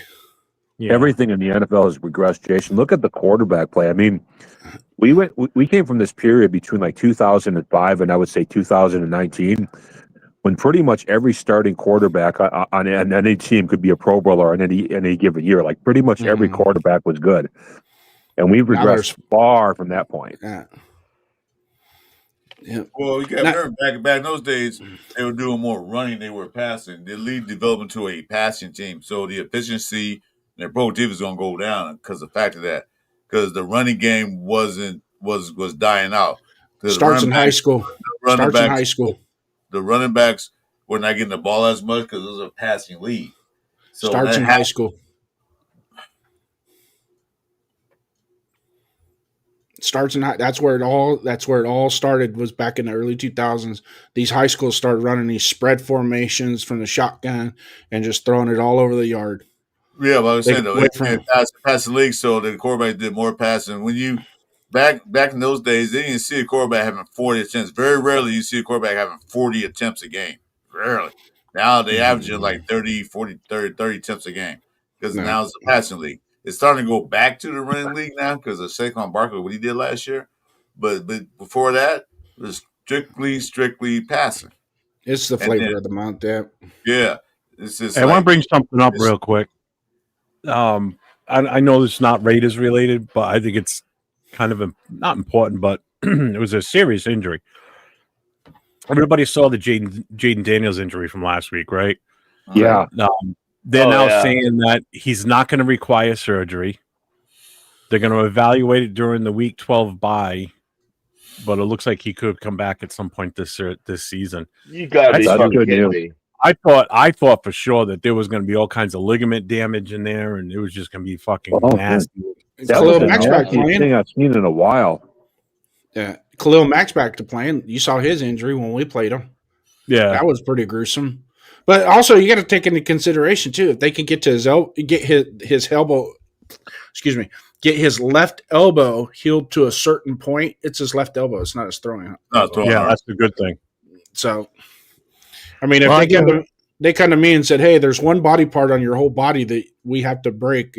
Would you mind your left pinky?" Yeah, go ahead, snap it. I'm still playing. Yeah. Hey, listen, guys, I'm going to head out, but it was nice talking with you all tonight. All right, check later. Appreciate it, man. Keep in touch with it. Like I said, man, you guys keep going and go Raiders. All right, I'll see you all later. Yeah. Have a good night, Neil. Good night now. So anything, I thought I'd hop on for about an hour since I don't think we're doing a show tomorrow, correct, Jeff? Nah. No. Okay. No sense in it because we played last night. Well, so yeah, you weren't going to be able to make it anyway. So, well, I was actually going to put name you priority in tomorrow's events and skip the retirement party and hang out with you on the internet. But we're going to do a show because it's not really discussed that we have discussed already. They'll come game Sunday because usually we do a pregame show. So this is doing a pregame show for the game that's 7 days away. 10 days. 9 more days, yeah. Yeah, don't sit doing a pregame show that we do one next Saturday, but not this. Yeah. You want a piece? Well, if there is a path to victory against the Cowboys, what do you guys think it is? Yeah, come on up. Blocking. Score some points. Blocking. Score some points. I mean, they don't have Micah Parsons. Their thing. Well, that's good for us, but still. Yeah, their defense is atrocious. Their defense is actually worse than ours. No, but they have an amazing offense. Just got worse by that kid with that Yeah, we don't know what they're going to be emotionally coming into that game too, because that's going to be their first game since that kid killed himself. Yeah, They're like what the Saints were in like No, they're gonna play 2011, this where the weekend. Saints had this amazing offense, but No, like they're no on a bye, defense. right? What's They're on that? a bye week. That's right. Yeah, they're Who's on a on a bye bye? week. Cowboys. Cowboys. Yeah. But they're where the Saints used to be. Remember when the Saints in the early 2010s, the Saints had this amazing offense, but absolutely no defense, so they keep losing games anyway. Yeah, and they would lose games by like the scores of like 48 to 47, crap like that. Nah. I have to disagree with Jack on this one. Most gruesome injury was Joe Theismann. No, I still think the I most remember gruesome that. Oh, my man. Napoleon God. McCallum. Nasty. McCallum was worse.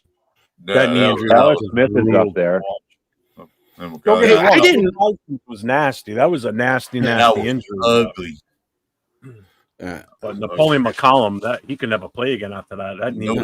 He's lucky. Daryl Stingley. They were almost got an lucky. amputated. Yeah, they were just trying to save his leg, and same with Alex Smith, his injury too. Yeah, that was pretty. That was Daryl Stingley.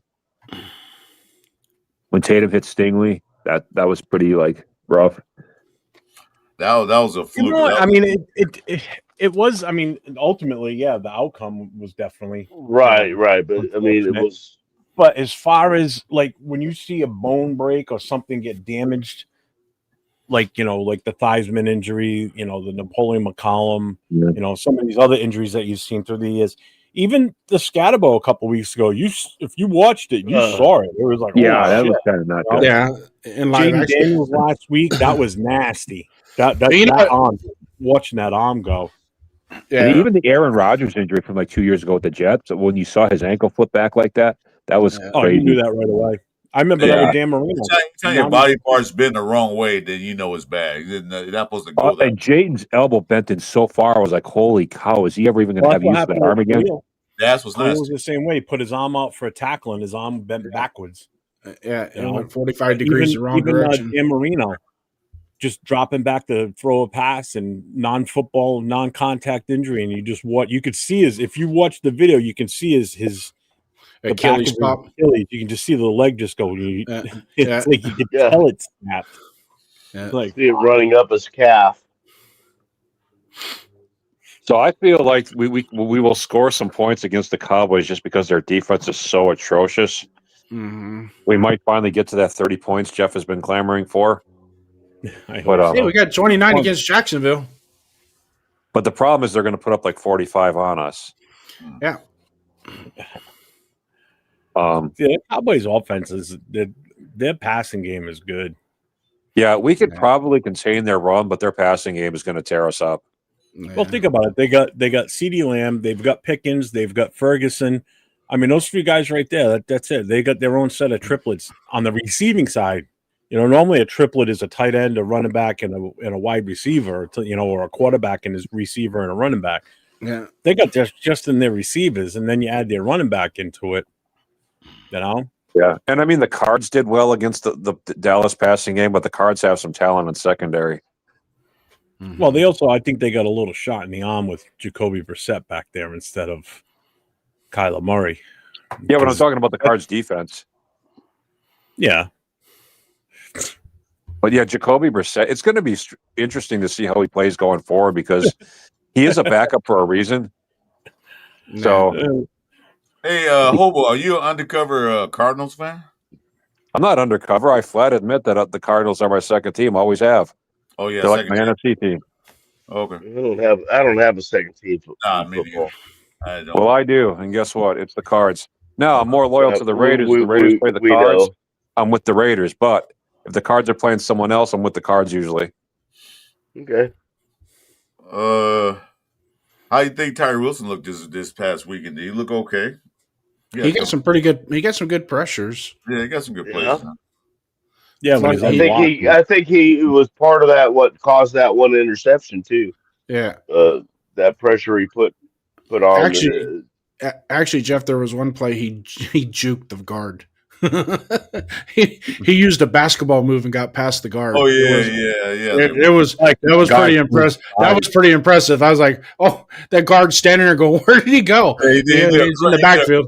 He did a crossover on the guard. Yeah, that's exactly what it looked like. It looked like he was crossing over with he like stuttered right and then step left went right around him and he was in Bo Nix's face chasing him out the side. Yeah, I don't know what to make of Bo Nix, man. He's so up and down, like he doesn't seem to be fully getting it yet. Yeah, but when he's one of those, when it does click, we'll all see it. He has the ups and downs like most second-year quarterbacks. I mean, so when he's on, he looks amazing. You know what I mean? Yeah. But like, he's like an elevator operator. He's got his ups and downs. He might be the new Derek Carr. Maybe that's what Bo Nix is. He might be the new Derek Carr, where he's going to have some amazing games and some horrible games. Yeah, I don't know. It's only halfway through year 2 with that kid. So yeah, and jury's still out. So wait till his third year's over, and then you can really assess him. Yeah, I hope he's successful because I like him just as a person. You know, nothing. He's on the wrong team. Yeah, he's got the skills, man. He's definitely got the skills. Well, he has a coach's offensive coordinator, offensive genius, so you should develop all right. I was sending Jeff like these crazy texts telling him that we just traded Kuntz to the Bills for like Josh Allen, and I'm like, yeah, okay. Wouldn't that be awesome if we could do that? Like, just give the Bills Kuntz and we get Josh Allen in return. Yeah, that'll happen. I wouldn't mind Joe Burrow though. I'll tell you that much. I would take Joe Burrow's in a heartbeat. Hey, Joe Burrow is supposedly having a lot of tension with the Bengals front office, so that might be possible. Yeah, he's on that big contract, so I don't know what they're gonna do with him. Apparently, Joe Burrow is not getting along with the Bengals front office right now, from what I'm hearing. Nobody gets along with that front office. That front office is the worst. Nobody. I'd be pissed off too if they didn't spend any draft capital on the offensive line. Yeah, you should see that. You think our line's bad? Good Lord, theirs is worse. Yeah, 4 years he was getting hit and sacked all the time. I think he let the league get sacked the most 1 year. Like, got to give our offensive line some credit. It took the Broncos more than 2 seconds to get to the quarterback last night. It did. It just Mr. Geno Smith sitting there holding the ball for 3-4 seconds in the pocket. That shit's got to. Dude, he's open. Throw the ball. Well, I want him open more. It's like, okay, well, he ain't gonna get any more wide open. So, you want another piece? Huh? I'll take some. I went out to the kitchen to get another coffee. She's sound asleep on the couch. I lifted the cover on the pizza box, and I look. She's standing next to me. Well, oh yeah. What's the matter? Why are you looking away? She wants her pizza bone. Yeah. See if I can get her. Can I ask you guys a mechanical question? Because something came up for me today. Let's see if somebody knows something about this. Right here. Go ahead. Yeah. So my keyblade broke off of my fob today, and therefore I can't really drive my car. I'm wondering if it's okay if I could just super glue that keyblade back on, or is that just not going to work? Actually, you can JB weld it, but I would go get another key. They want to charge me $200 for another key because they said they have to do the fob too. Yep. How old's the car? There's that remote in it. Yeah, it's got a remote starter, but it just shuts down as soon as you try to do anything with it. Yeah, but is it on the key itself, or is the key separate? The key is separate from the remote starter. Mm-hmm. How old is the car? It's a 2013 GMC Terrain. Oh yeah, it's got a chip in it. So yeah, that's why the key's so damn expensive. The only way you can get around that is have a hard key made, and then with your current fob that you have, take it and tape it right next to where the ignition tumbler is, and tape it right there so that chip will signal to the anti-theft. You can do that, and that'll work. Jason, do you know the air brake start up with that? I forget what year that it actually the key started to switch, but from a certain year going up to now and going forward, the keys all have a chip in them, and without that, that's why it makes them so damn expensive. Because usually you have to go to the dealer to get that. You can't just go to some You full go to a blow key shop. Yeah, you can't go to like a hardware store and get a car key copy or no a more. locksmith. You got to go to Actually, like there are some places they can do it. A lot of the depending on what model car you have, sometimes you got to go to the dealer to have the key made, and they gotta scan your VIN and all that shit. And certain locksmiths can do it because I had one come out and do my car, my wife's car. So certain locksmiths can do it, but like I said, it's expensive. So the actual key the actual key came out of the fob, correct? It broke like it's it broke off. It's just broken off because I like rolled over on it or something and didn't notice it. Okay. But I still have it, and like I don't want to, like, I dropped my car off at this place because they said they couldn't fix it till Monday, and I'm just like, oh well, I can go the weekend without a car. I don't care. But like, if I can put the key back on, if I can put the blade back on, then I don't need to pay this place $200 for a key. I hate the auto repair business, man. It's so fucking dishonest and unscrupulous. Yeah. It's the shadiest business in the world by far. But like, no, I disagree with that. You know what the shadiest business in the world by far? What's that? That's the Raiders organization. That's the shadiest business in the fucking world. Whose organization? The Raiders organization. Oh, the Raiders. Yeah. Now, in the automotive industry, you really got to. It's hard to find reputable mechanics. You know, in-house mechanics. I have one.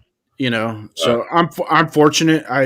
Before I went into law enforcement, I was a tow truck driver, so I met a lot of really good mechanics driving tow truck. And one of my better friends owns a auto repair shop, and he primarily deals with European automotive. But like my cars, he's like, just bring them. I'll deal with it. It's no big deal. Yeah, and I had a great mechanic. He is right there. He'll tell me he'll tell me what needs to be coming. He'll tell you what to be fixed upcoming. He won't fix it yet, but he said, about 4 months, you gotta probably get that done. And so I like those guys. They don't tell you shit. Then like 4 months later, you just break it and charge you more. What's up, C-Raider? Yeah.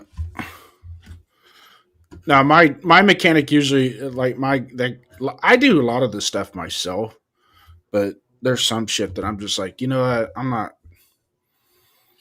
not doing. It's all that electronic shit, man. It's like that electronic shit. Unless you have the readers and shit, you can't. Yeah. It's not like the old days, like your old Chevelle, in my old Camaro. Yeah. Where you had no electronics on it. I mean, no, you needed all you needed was a timing light, a screwdriver, and a set of wrenches. Yeah. You can get that car to run. And gapping and gapper, for your points. I had a 72 Malibu. I used a penny. I had a 72 Malibu, and I changed everything on it: the alternator, the starters, and all that stuff. Yeah, it was easy, and there was room. You can't do that now because even the cover on top of the car, man, you got to get all that shit off. I remember when you could actually work on the car and get up inside the engine compartment and sit on the wheel well inside it. Exactly. It's all plastic under the hood now. Yeah, I had a 62 Chevy Impala with a straight 6 in it. I could sit inside the engine compartment under the hood and work on that thing. Yeah. And just like you said, Jason, you didn't need many tools. You could do that. You could hold in 2 hands what you needed to work on it to get. But when I redid my Chevelle Sacktown, when I redid it, I put my digital control box and my super coil and. Well, I'm sure you did with that fucking motor you got going in there. So I took all that stuff, because when I redid it, I took everything out. I put brand new inner fender wells, painted the frame, all new suspension, everything. And then when I reset the motor and did the wiring, we hid all the wiring underneath it. And all the hose, the only hose that you can see, it goes up the firewall to the fuel regulator and then back to the back of the carburetor. That's it. Everything else is freaking. You open the hood and it's like, and then like my front runner kit. This front runner kit was $3,000 for the front runner kit, and it fits right in front of the motor. So like my alternator, my power steering pump, and my air conditioning pump. They all sit right in front of the motor. Nothing sticks out. It's all in line with the motor straight. So and then all my spark plug wires, I tucked all my spark plug wires up underneath, so there's no spark plug wires up top. It's all underneath everything. And then like you know how a lot of people they use a throttle return spring for on the carburetor, and they hook it to the front of the intake manifold. On mine, I have a thing it's a super shock that goes up underneath it, and you can't even see it, and it works the same way as what that return spring does. You said carburetor. I remember I asked this kid, he had a car, I forgot what he had. It was an 80 something. He said, my car won't start. And I said, you probably, carburetor's probably messing because they kept blah, blah, blah, blah. He said, what's a carburetor? I'm like, wow. I went into O'Reilly's to get a timing light because my timing light, I had my dad's timing light, and it quit working. It just, the light bulb was burnt out. And it's an old piece of equipment. So I went to O'Reilly's to get me a new timing light, and I walked in there and I asked the kid, I go, hey, I need a timing light. Do you guys have timing lights? He goes, what's a timing light? What's that? Well, oh my God. Yeah. Well, cars are built different now. Everything's all electronic. Because you said, I had to place a starter and a solenoid. You say, what's that? That's how to get the car started. What's carburetor? That flow, that regulates the gas in the air. To go in and ask for a rotator cap. Rotator cap. You mean a rotor for your tire? No, not a brake rotor. With the point, I wouldn't use it. Yeah, a couple of Minnesota guys, like I wouldn't even sweat at that, man. What's the points? The points on the rotator cap. You gotta make sure they're not worn out. Yeah. Hey, C Raider, are you going to any other games this year? I don't know if you were going to Philly or not, but I'll be at the Philly game. Yeah, I'll be at the Philly game too, Jeff. I'll come sit next to you. You ain't coming up here to Philly. I wish you would. I just like hanging with everybody, man, at the games. It's just fucking fun, man. I got a hologram there if I could. Team puts a shitty product out on the field. It's still a good time. Like Will popped on our show last night at the end after the game because he was at Denver. He lives out in Western Colorado, but he was at the game, and they all still had a good old time. For over the couple of days, the day leading up to it, and then the day of the game. I'm still looking forward to Philly. I got all the flyers done up for it. I made them all the other day. I'm going to stop pushing those out. Yeah. So I'm going to be working with the Philly chapter, setting stuff up. So it's going to be a good weekend. Do you know any guys from that chapter? I know the president. I've talked to him like every other day for like the last 2 or 3 weeks.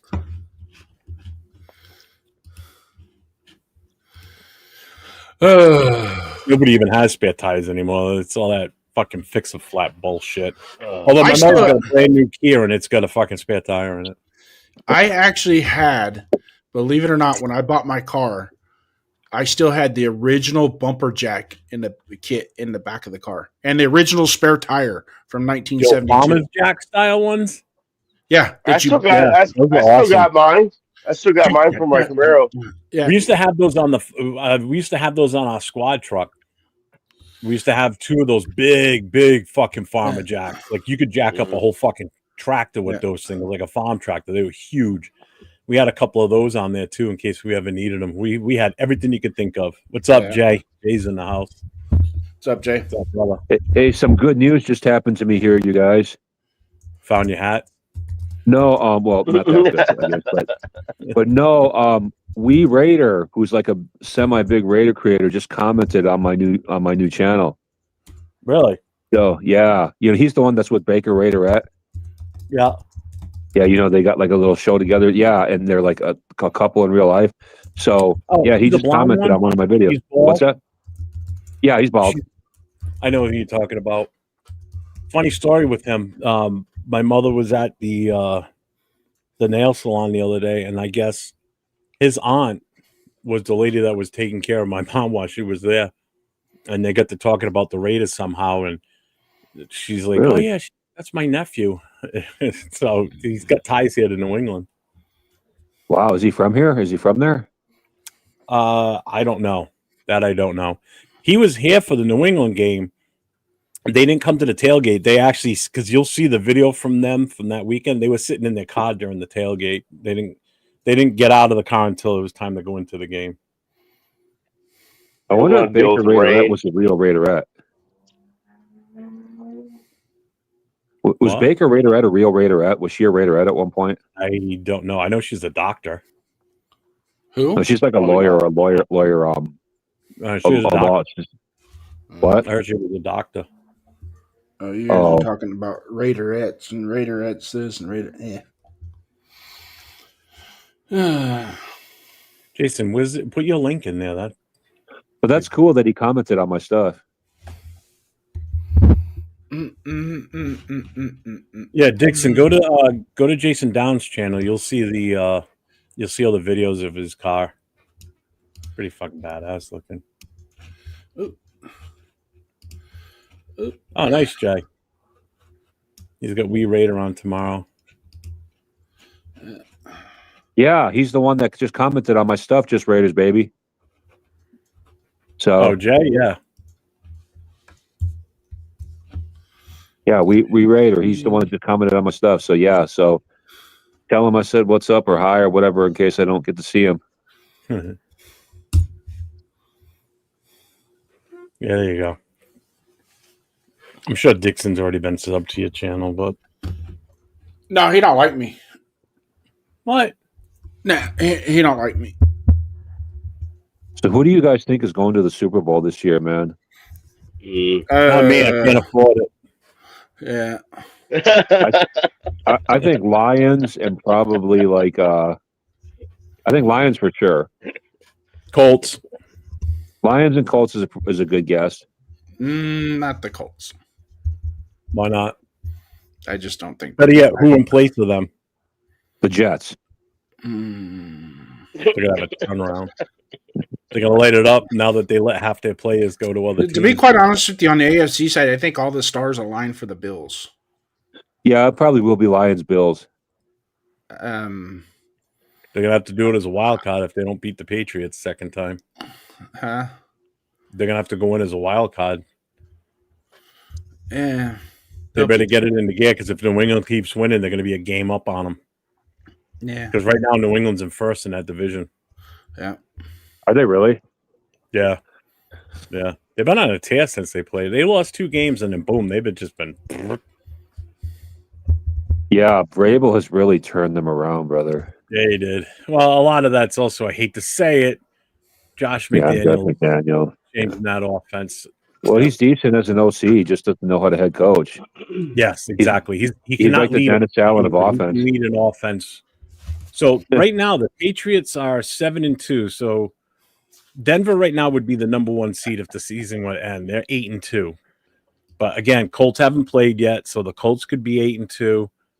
The Patriots could be 8-2 by the end of this week. Buffalo 6-2. The Chargers are 6-3, so they could be 7-3 by the end of this week. Chiefs are on a bye. They're at 5-4. They're just over 500.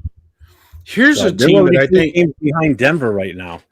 So the Chiefs are behind the 8 ball here if they don't get their shit together too. Yeah. They're 5-4. I haven't completely given up on the Packers yet, but I'm starting to, as far as like, because I thought they were a major. They're hitting What? bumps. They're hitting Yeah. bumps. They're 5-2-1. So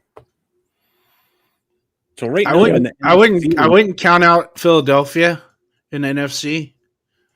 Well, right now in the out. NFC, it looks like the number 1 seed would probably be Lions. no. I would actually like the Lions and Bills in the Super Bowl. Detroit. Yeah, Like, I that's really how would. it stands right now. The Detroit Lions are number 2 in their division. The Packers are ahead of them. That The ain't Lions are gonna last. 5-3. The Packers are 5-2-1. Tampa That's Bay's 6-2. Seattle and the Rams are 6-2. San Fran's 6-3. So that's a tight division right there. They're just like the AFC West. Philadelphia's 6-2. Dallas is 3-5. So Philly's going to run away with that division again.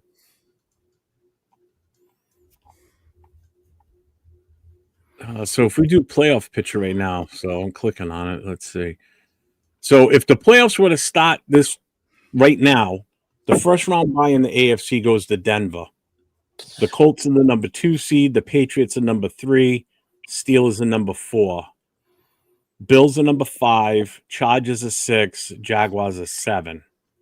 In the NFC, Eagles are the 1 seed, Buccaneers are the 2, then it's the Seahawks, Packers, Rams, 49ers, and the Lions would get the last spot. So Broncos and Eagles would get the first round bye. Jaguars would play the Colts, Chargers play the Patriots, Bills go to the Steelers. NFC, the Lions would have to go to Tampa, Niners would go to Seahawks, Rams would go to the Packers.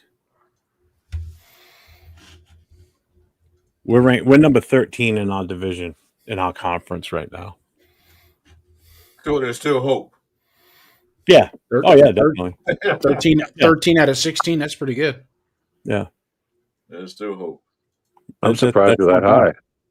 I think the one team though that if they catch a lightning rod, and I think they kind of have since Lamar Jackson's I think Baltimore, if they get in the playoffs, I think they could probably.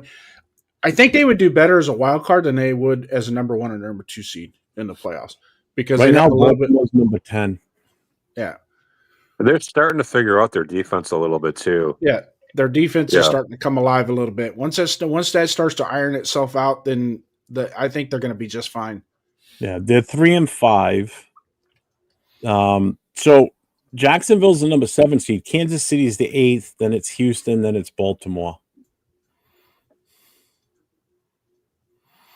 Yeah, Houston's now. If Indianapolis wins this weekend, though, Indianapolis jumps up to number 1 seed because they've already beat Denver.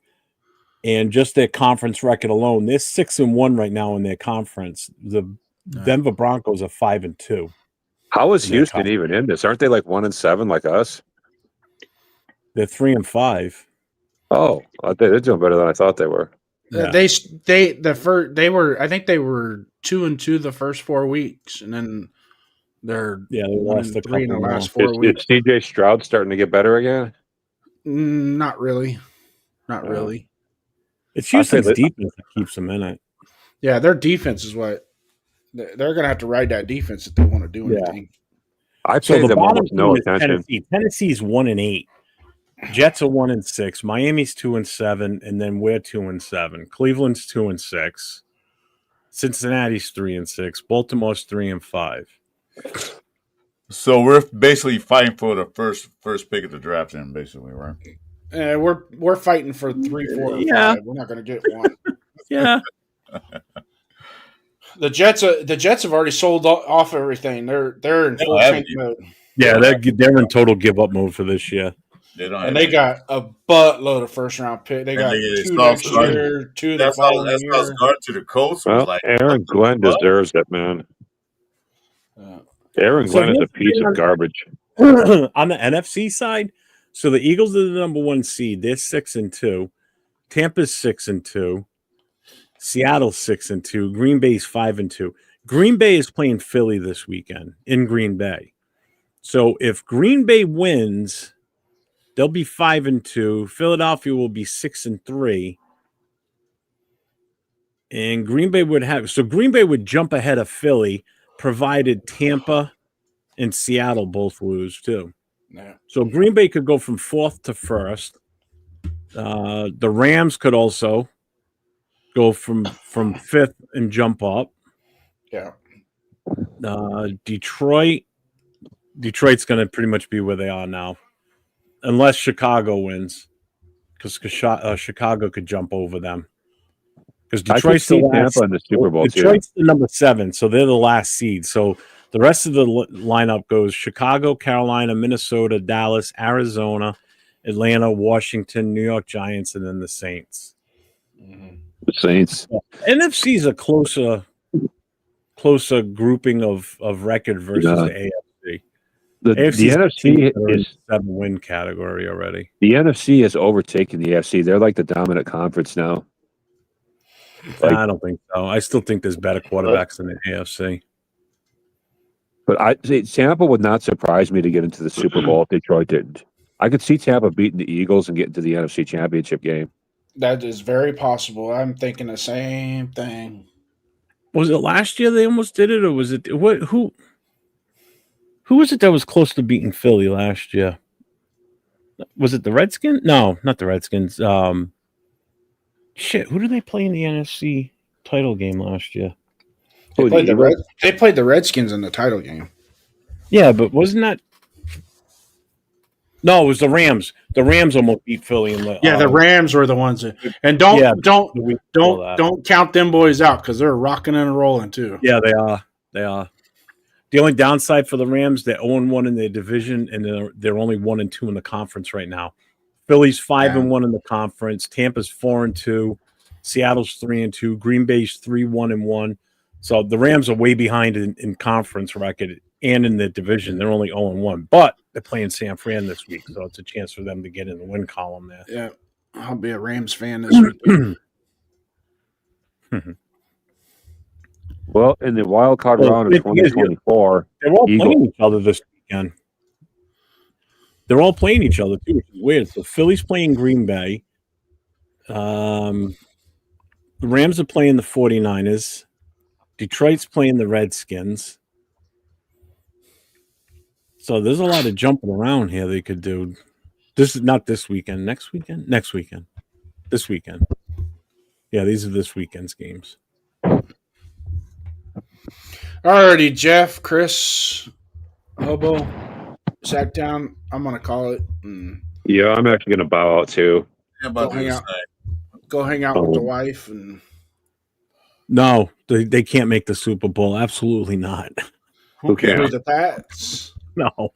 I'd flip a lid if they got to the Super Bowl. Oh God! That's when I go. This shit's rigged. This shit's just fucking rigged. So. All right, boys. We'll talk at you guys later. I wouldn't mind seeing Baker Mayfield win a Super Bowl. No problem with that. Yeah. Hey, Jeff, thanks for being an awesome host as always. No problem. Well, it's Chris and I, but yeah, Chris, you as well. Sacktown Raider Mike, I take back everything I've been saying behind your back. No, I'm just kidding, man. You don't have to. No, man. Thanks for hanging out tonight and everything like that, man. This is always good. Yep, I'm gonna wear you down until you do that Ranger Joe thing. Not doing it. It would be so hilarious. Not doing it. I'll just put it in context for what he's talking about. So if anybody remembers Full House, when Uncle Joey was on that Ranger Joe show, and he had a theme song called Ranger Joe. He wants me to make a theme song where it's called Raider Jeff. I'm like, absolutely not. I'm not doing it.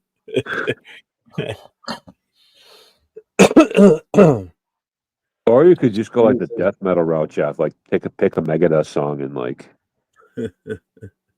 Well, it would definitely be some sort of headbanger, or if anything, maybe a blues song. But it ain't gonna be any hip hop stuff. That's not me. Oh, thanks, Coach. He goes, yeah, you should do it. No. Yeah, I was supposed to send you something, wasn't I? Did I send you whatever I was supposed to send you? What? I'll talk to you later about it. But I don't know what you just. I didn't hear what you just said. Sorry. I said I was supposed to send you something, wasn't I? If so, did I send you whatever I was supposed to send you? I don't remember. I don't remember what our last phone conversation was, to be honest with you. I don't. Yeah. I don't remember. I'll remember later. But, guys, I'm going to pick the Cowboys because I just want it so bad. And I'll say – I'm sorry, I picked the Raiders because I want it so bad. The Raiders over the Cowboys. What? That's it. Wait a minute. You hate the Cowboys now. You picking them? Yeah. I certainly love the Cowboys because why not? No, but I'll say the Raiders 35, Cowboys 33. Holy shit!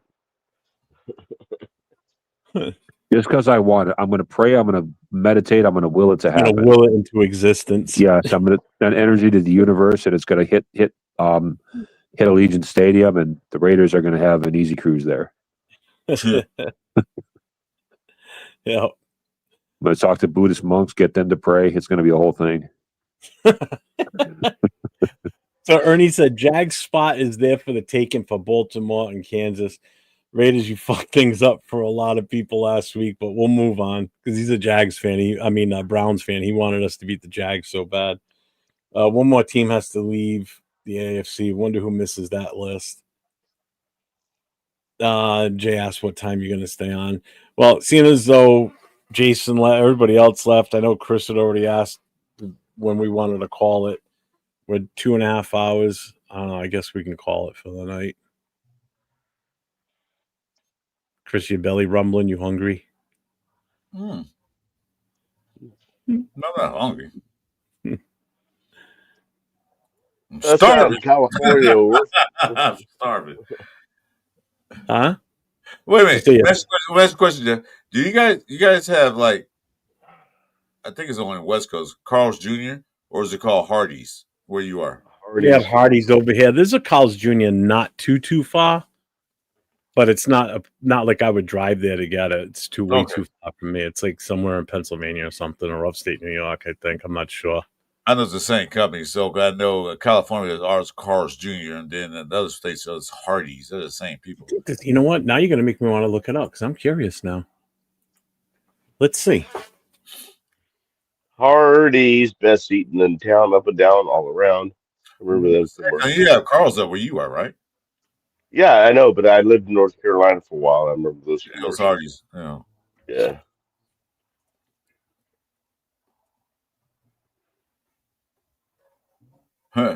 Carl's Jr. spiked chicken salad saved me in college. Yeah, that shit was good. I like Carl's burgers. Western bacon cheese, double Western bacon cheeseburger. With the there onion you barbecue go, sauce, man. bacon. Oh, hell yes. Extra barbecue sauce and shit. Get the extra. Man, I just get barbecue sauce on the side and dip that shit in there when it runs out. Exactly. Yeah. Although what you do, Mike, is you put the sauce on the burger and you put the fries under the burger while you eating it, so all that juice and sauce dripped in there. Like those are my high days. Did you find it? No.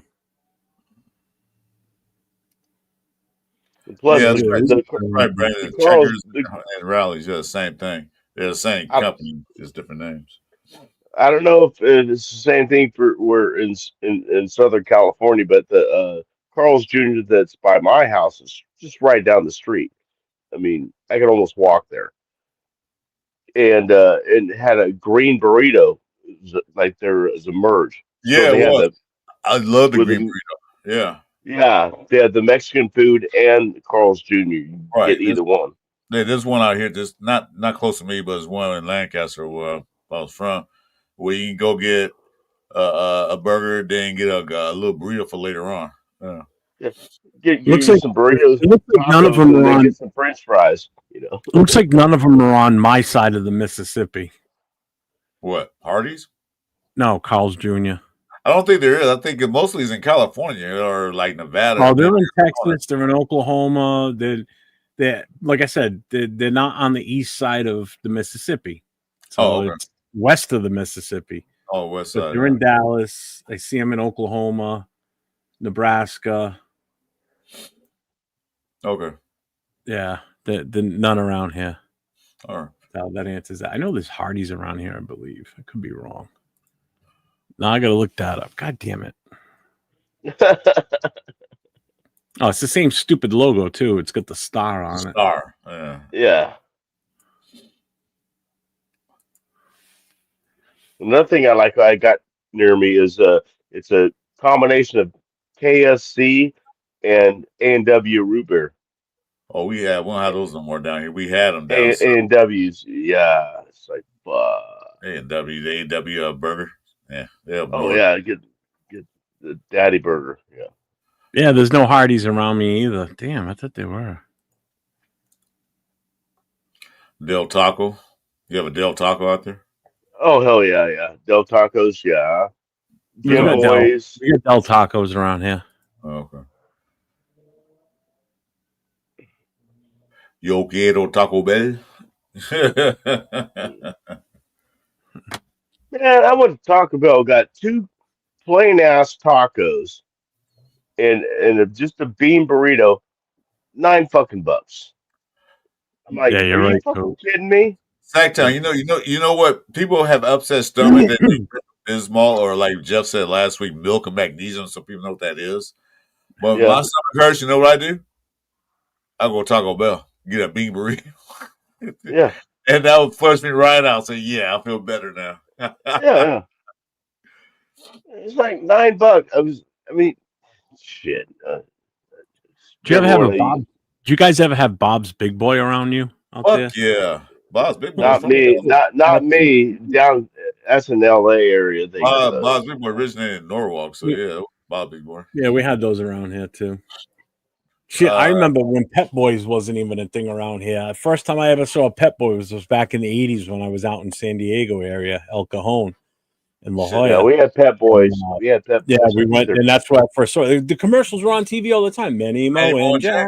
Jack. Yeah, Yeah. that Never was a saw big. those like when they finally got out here for Pet Boys. Those commercials were never a thing then. They And then kind of took them off. when I would see a Pet Boys commercial, and then I would just start humming it. And people were like, "What the fuck you humming?" I said, that's the commercial from Pet Boys from back in the '80s when I was in California. I remember being out there and seeing it on the TV out there. As Manny Mo and Jack. They're like, Yeah, "What the fuck?" I'm like, "Oh, it's a legit commercial out there."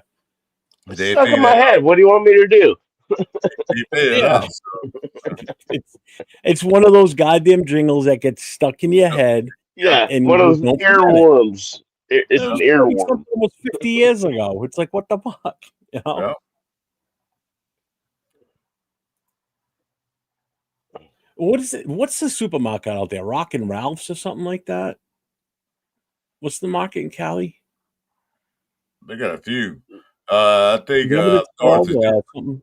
There's up with what? Rayleigh's, there's Bel Air, there's Safeway, Yeah, there's see, that's we some of don't the bigger ones. in Southern California. We don't have Safeway. We have mainly Ralph's and Stater Brothers and Oh Albertsons. yeah, Ralph's. Well, that's like Bel Air and and Rayleigh's.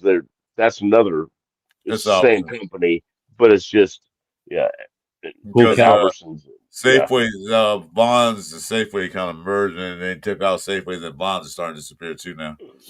I go to Food Max. It's fucking cheap there. Food for Less, yeah, Food for Less, is another store. Food Food for for Less less. Yeah, is owned by yeah, the Kroger, which owns Ralph's. So, yeah. Oh, I didn't So know all the that. Bob's Big yeah, Boys around here have closed up years ago. Do you Bob's Big guys Boy? remember Burger Chef? Was Burger Chef a thing out your way? No, Not my way. No. They used to be. It used to be. All the Burger Chefs around here got converted to Burger Kings on you the can East Coast. hit me up, like girl, on the IG. Let's do a liquor podcast. So let's go. I Uh, don't think we had that out here. I don't and remember that. their hook used to be Burger Chef and Jeff. So I don't have them obviously anymore, but they used to sell just like McDonald's had and Burger King, the signature glasses they always had and everything. They had all that shit back then. You don't get any of that stuff anymore.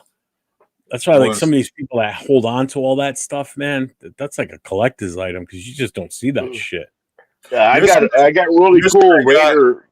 you seen that guy on the news? I don't know if it's on the news. It was a while back, maybe like 4 or 5 years ago, where he collected every one of McDonald's Happy Meal and Happy Meal toys.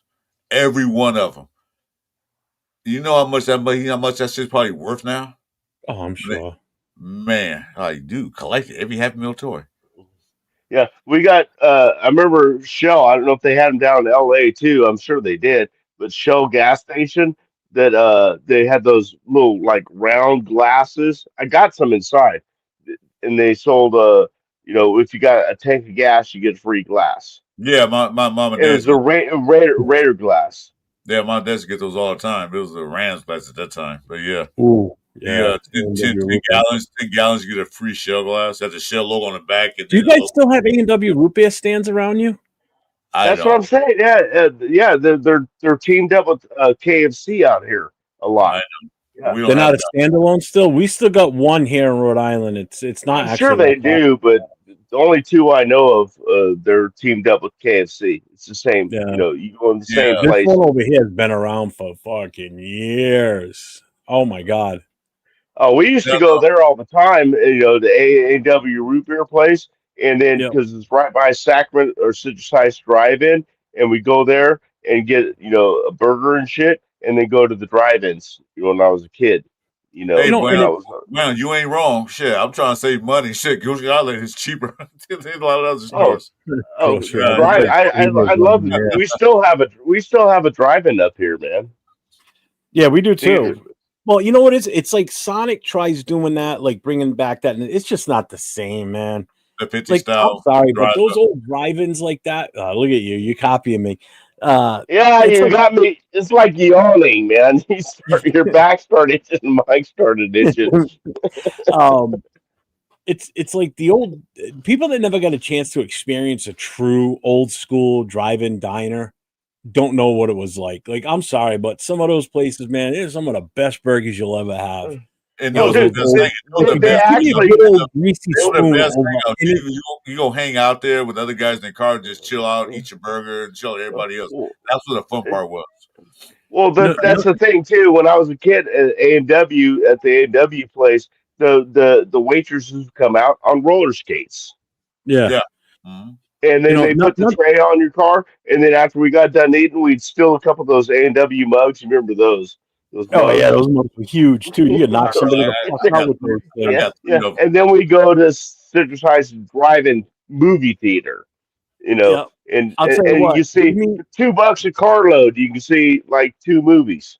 You Give know. me a Uh, good old greasy spoon diner any day over any of the oh, finest the Oh dive, restaurants hell anywhere. yeah, man. best food are those dive diners, man. Those are the best. I look Those for Oh are those. the yeah, best. The grills are nice and seasoned. Everything tastes great no yeah. matter what the fuck you're Yep. ordering. And Yep. nothing's better than going to a diner after being out all night drinking with your buddies when you're, 21, 22, having a good old time. Everything Or tastes even good. like when I used to still bounce. I used to be a bouncer at a nightclub downtown in Providence. When we were done for the night, now we would close at 2. By the time we were done cleaning up, it'd be like 3, almost 4 o'clock in the morning. Well, all the bouncers, all the waitresses, the bartenders, we'd all go out to eat together. So we'd all go to the local diner and we'd sit in there for like hours, like the sun's coming up, and then we're finally going home, But we'd go and eat and just it was just the best, man. That shit's the best. Yeah, call me Fuck Chris. that, dude. I love those dives, man. Those like restaurant off the Mm-hmm. main things. Like Yeah. just go in there, sit down. So the wallpaper's peeling off the wall. They got seats all cracked Yeah. up, but the waitresses are so nice and the food's so goddamn good. Like what's Yeah. that? Mel's Diner. Stuff like that. I love those diners. Yep. Mm-hmm. Yeah. Yeah. Well, the Fuck those funny thing chain is too, the A&W that's by my house still has like little jukeboxes at the table Oh, those are where you good. can Yeah, I remember actually, those. The table you side know, ones, the ones mounted on your in your table booth. ones. Yeah, Yep. Yep. that's always Mel's I've Diner never has had In those and Out. too. Mel's Diner has those. I've Yeah. never had In and Out. I've never had Whataburger. Never had Jack in the Box. We had a Jack in the Box around here, but they shut it down because people were getting sick from it. Damn, I love the Jack in the Box. Jack Box Trying to tacos, think of what else. the tofu tacos. I don't know. I had the Tofu double tacos. jack, Yeah, double bacon jack. Jack Why Box the using fuck tofu in would their you eat tacos. tofu? Ugh. Yeah, it was using tofu in their tacos. People still ate them. So I they mean, can't do tofu has no flavor. It takes on the flavor of whatever you're cooking it in. well, All whatever that is just a protein filler. It's just whatever they did with it. You can still taste it. They're pretty good, especially on late night. well, there's no taste. That's just it. Tofu's got no taste whatsoever. Well, I Whatever you cook it in, it takes on that flavor. Yeah, no, I'm just saying though, it came out good because especially a late night at 2 o'clock in the morning when you're a little buzzed, like oof, 2 for 99 cents. Everything's Yep. good. Like mom and Everything's pop good diner. then, man. Yeah, Everything tastes good then, man. especially you got the money, 2 for 99 cents worked out pretty well. You just had a college meal where you get 2 tacos, a burger, fries, and a soda for like $4.99. Like that worked out great. Like get a piece of toast with ketchup on. It's like, oh fuck, this is so goddamn good. You guys must still have drive-in movie theaters out there too, right? I have one. That's what I was saying. We have one. It's Yeah, we got Sacramento one here 6 too. Drive-In. It's We got Sacramento one here 6. There's 2 miles from my house. I think there's one somewhere like I forgot where, but it's down there, towards like Urbandale somewhere. I heard there's one out there, but none close to yeah, me. we got one in Rancho Cordova. There's six theaters there, and they show 2 movies each. last time I went, it was like $9 per person, and then you could actually see the two movies, and then switch over to another one and watch the first movie from that one. They show it over again. You just have to switch your radio station on your. This drive-in theater up here years ago used to be an X-rated movie theater. It's called the At a Rustic Drive. drive-in, It we used had to one be. here They too. used to, well, the screen, the back of the screen structure faced the highway. So if you drove by, you Mm-hmm. couldn't see what was being shown on the screen. Yeah. And Right. if you were sitting in the parking lot looking at the screen, behind you was just woods. There were no houses back there, nothing. So nobody could see anything. But it was all porno movies. It was all Yeah, they have like that. We They had have, we they had have one here in Sacramento, like, and hold I on. remember every time my Yeah. dad would drive by, and I'd be all like Yeah, trying to exactly. fucking. I mean, like, Jeff, they have one. They have one of those out here, towards the middle of nowhere. Like I said, Irvindale was nothing. It was all X-ray. Yeah. You couldn't see anything. They had a big high fences where you couldn't see over, and you couldn't see the screen. And it's all X-ray, triple X, like 3 movies. Like, man, we'll go to an X-rated drive-through. yeah, they put a sign out there that said all triple X movies Oh, yeah. or all X movies, and then so every fucking time I'd be like fucking trying to, it's probably when my neck's all fucked now up. they show regular. Obviously, for years they've been showing regular movies, but back in the 70s and early 80s, Yeah, it was that's all when I porno. saw them. It was like 70s, 80s. Like, I'll tell you what, fun fact that you might not have known about New York City. You know, Times Square, if you see videos and images of Times Square now, it's, it's all department stores and all kinds of, there's people, there's tourists walking around and everything. Back as far as the 90s, I was there in 93, 91 and 93, whatever. We stayed. It was a buddy of mine and myself. We went down there to take the test for New York City Fire Department. So we stayed at the Marriott at the bottom of the Twin Towers. We stayed there. But we took a cab and we went into Times Square. Times Square used to be all sex shows, used to all be peep shows. There was no department stores. There was no M&M store. There was none of that shit. Like, you didn't dare bring your family over there. It was all legit. Like a red light district. you can watch old movies and film in New York. You can see those all they walk down the street. You can see all that the triple X, the peep shows. Like they had a show on HBO that showed that they showed like it was all just number pornography, triple X, strippers, everything, hookers, all that stuff. It was just like him and I are walking around and like, let's just go to this joint. We went into this one strip club. The beers were warm. They were stupid expensive. And then the stripper comes and sits next to me and she goes, you want to buy me a water? She was cute, right? So I'm like, yeah, whatever. I'm thinking like, what fucking bottle of fucking Perrier. It was like $50 for the goddamn thing. What? And I'm like, I'm paying for that. And my buddy nudges me and he gives me the eye look, like to look to my left. I look to my left. There's this big black bouncer. The guy had to be about 6'8", about 400 pounds. And he's just standing there with his arms crossed, just fucking staring at me. Like if looks could kill, I'd be dead in the spot. And I'm like, motherfucker. I'm like, well, I guess I got to pay. But he had to help me out because I didn't have enough money to cover her tab. We downed that warm ass beer and got the fuck out of there. I never went back in there again. I'm like, fuck that. I ain't fucking around here. Let's go. We're going to get killed. But yeah, New York City, Times Square used to be a fucking shit. I mean, it's still kind of a shithole, but it used to be fucking creepy. Oh, yeah. It was fucking nasty. Now you can walk down there with your kids. All right, guys. You know what? It's been fun to talk about nostalgic shit. I might get out of here. But we'll no show tomorrow, right, Jeff? We gonna do a show Monday. I might want to do a solo. I don't know. I'm thinking about it. I gotta figure out how I'm gonna do my giveaway and everything for the hitting the 2,000. I still gotta do that. I got the stuff I want to give away. Just okay. We do the show Monday or what? Monday morning. It's up to you. I mean, we can take Monday off, seeing as though the game was yesterday already. Well, we can highlight, talk about. We can highlight some of the games that have been played already. I don't know. That's up to you too. Just let me know if you're gonna do it now. I don't care. That's it. I'm gonna take off. I will see you guys. Remember, guys, I'm 110 away from 500. And guess what? I'm 48 hours from 3,000, so I'm getting my hours up. But I need 110 more subscribers to help me out, and I'll get there. Frank Weber, I appreciate you always coming to my channel. Thanks a lot. Jay, thanks for coming in. Hey, Lake Girl, if you're still here, thanks for coming in. I will How see many you hours guys you on want? Monday. Huh? How many hours do you need 48. to what? Hit the 3,000? Yeah. Oh, nice. So anyway, Mike, always a pleasure to talk to you, my 2K brother or ex-2K brother. I still got my cane, man. Still got it. I'm taking it from to bring it to Bakersfield so I can take it. I'm gonna jack you I for it. swear to God, I hope I don't need it next time Bakersfield happens, and I'm gonna give it. I'm gonna bring it and give it to you. No, don't give it to me. I will pay you. I will pay you for it. I don't want anything free. No, you're not gonna pay me for it. Jesus Christ.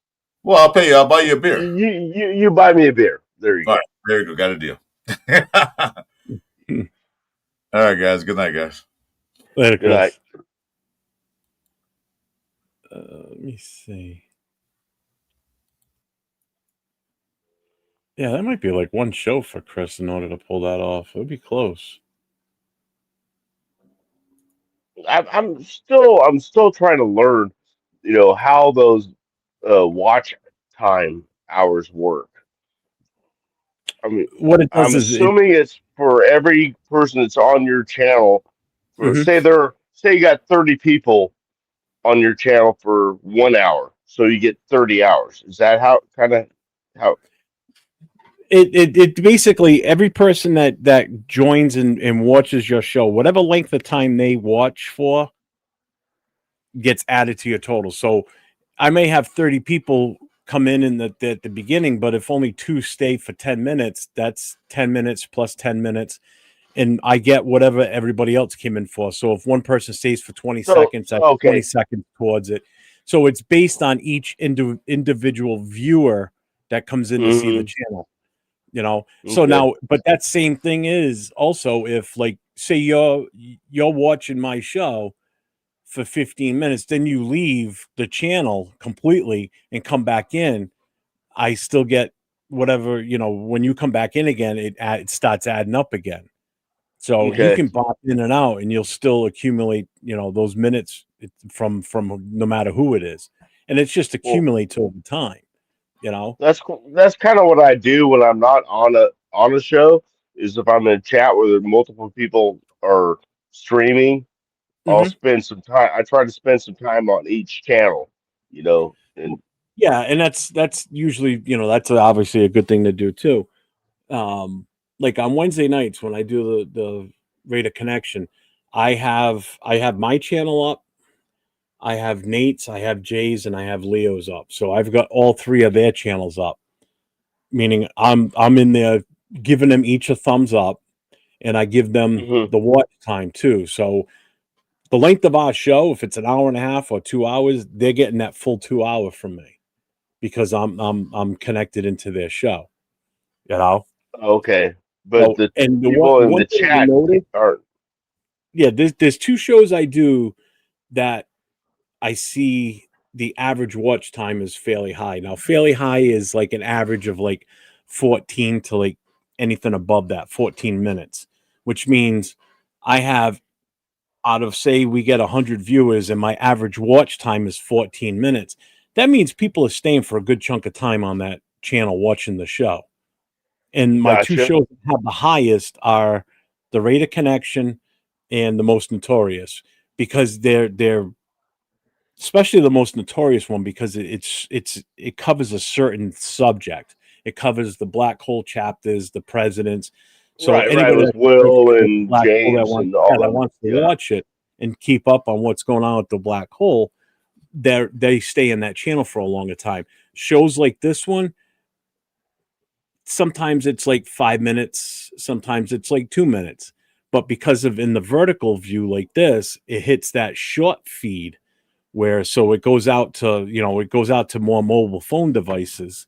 So people will just be sitting on their phone doing nothing, scrolling through, and all of a sudden my show might pop up. They might click on it like, oh, all right, whatever, and they move on. But I still get a view out of it. It's still somebody showed up, right. watched a few seconds, but then you've got the ones like like Bueno, who's in here from like the start to the end type of thing. Right. You know, so you get people that stay for a long period of time on the shows watching. What's up, Holy Jay? shit. What's up, brother? How's it going? You know, so it's all hit or miss.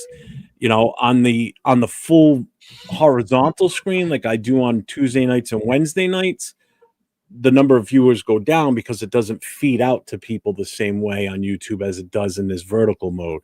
So there's a lot of that background stuff that people don't really realize, that if you don't pay attention to that, you don't get the full growth experience with the YouTube. You know, it's not just logging in and just going on screen. You want to really understand what audience is watching you, and you want to cater to that audience so you get the people that come in and pay attention or come in and see what content you have to keep them coming back. You know, like the Friday night show is usually the one I get the most views on because, let's face it, a lot of people come in on Friday nights because we're just sitting here bullshitting about anything and everything and miserable about the fucking team. That's for sure. Yeah, it is for What's sure. up, Jay? How you doing, man?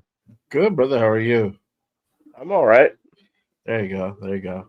Just want But to shoot the shit. Yeah, Frank, you ain't kidding, right?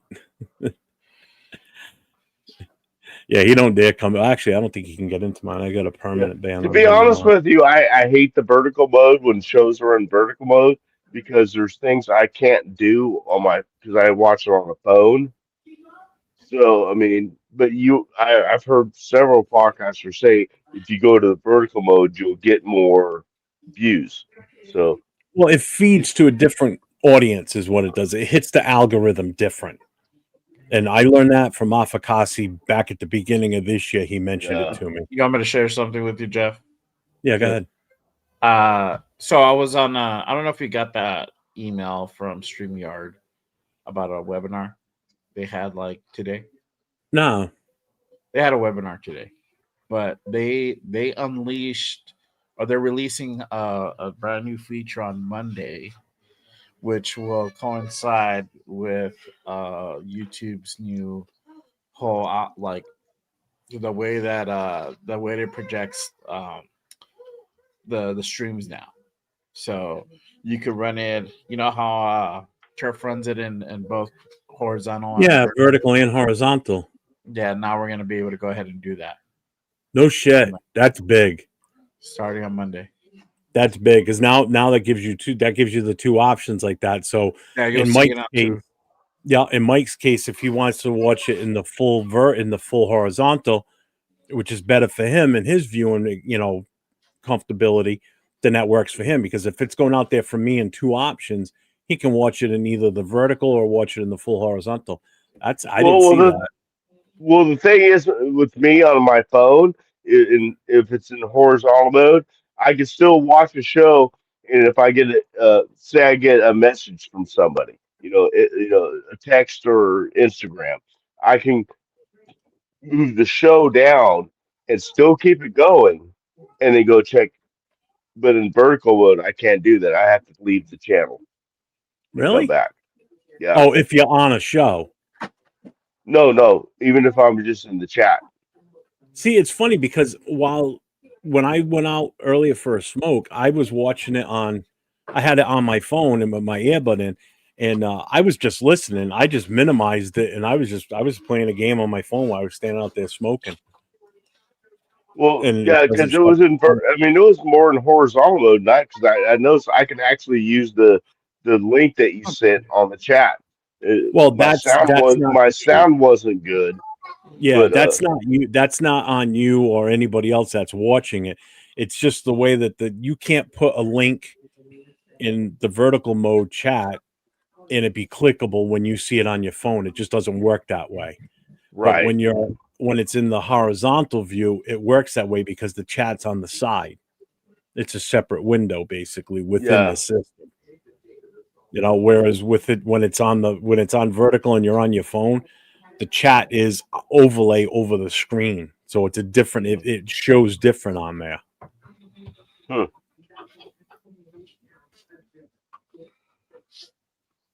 Yeah, Shopkey. There's so much that you can. I'm sure Jay did the same thing too. About this time last year, I started really doing a lot of look into the algorithm stuff and and really paying attention to like where my shows were feeding to, you know, what cities were seeing it, and just learning on how to cater more to get more people involved, not so much involved, but feeding to more people in different areas and different locations.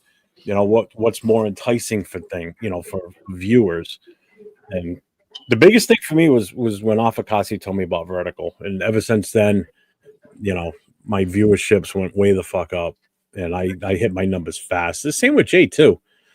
You kind of hit a spurt, just like I did last year. I don't understand that. Why is it so much different from vertical to horizontal? I mean, it's just a different way to view the show. Why does it affect the Because algorithm? Or I don't understand.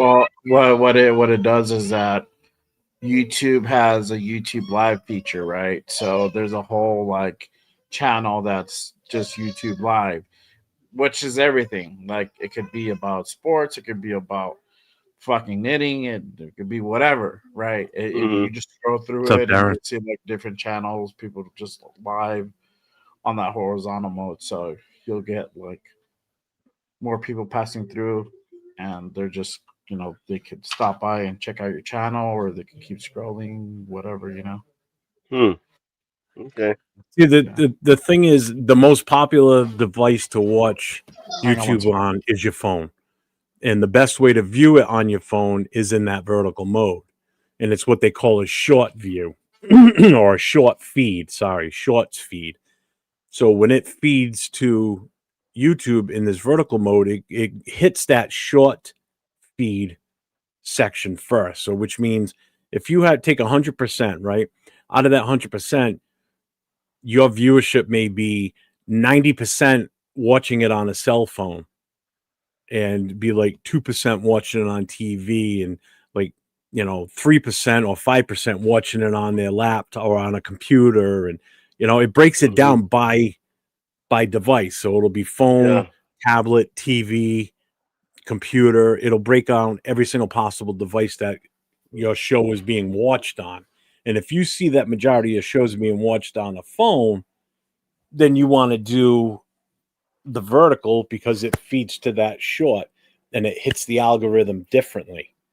See, that's why I just where if you do that's why I was saying earlier, if you do the investigations and into your account and how your numbers are hitting certain not subjects, but certain feed processes, you better understand how you can direct your content to certain people to broaden your viewership. I mean, look at me. I shot to over 2,000 in no time, and that had a lot to do with it. And my content's usually always different too. Like the thumbnails are always different. The way I do the shows, I'm trying to evolve more now and learn different ways. Like my Saturday night show on the last call, and then the Monday morning quarterback, I'm trying to do those in a little bit more of a serious fashion, where like on the last call, where I act as the actual host and I pose questions and direction for Chris and Jason to flow the show. Like I'll ask Chris a certain question about the game coming up and what players, and then I'll ask Jason a different question, and it just it's just like it just changes the flow of the show and adds some stability to it. So we're not just three guys up here talking over each other. You got one guy. Just watch 805 show. It's pretty much the same way. 805 runs the show, and he brings up the topics. The other guys chime in when they have something to say, and it's structured and it's more of a calm environment. Friday night's just a fucking free for all. I mean, watch the show. You see how it is. I mean, some people just can't get a word in edgewise because there's so many of us.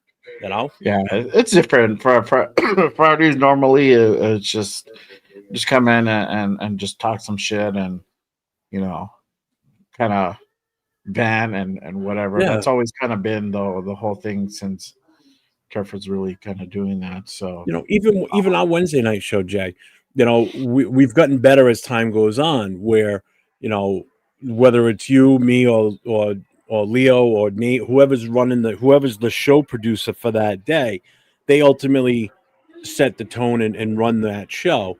and they'll bring up the topics, and then the other three guys will talk about it, and we'll go one by one, and there's uniformity to it, and it makes sense. You know, it's not four guys up there arguing about shit and like we do on Friday nights. Everybody's all over the place.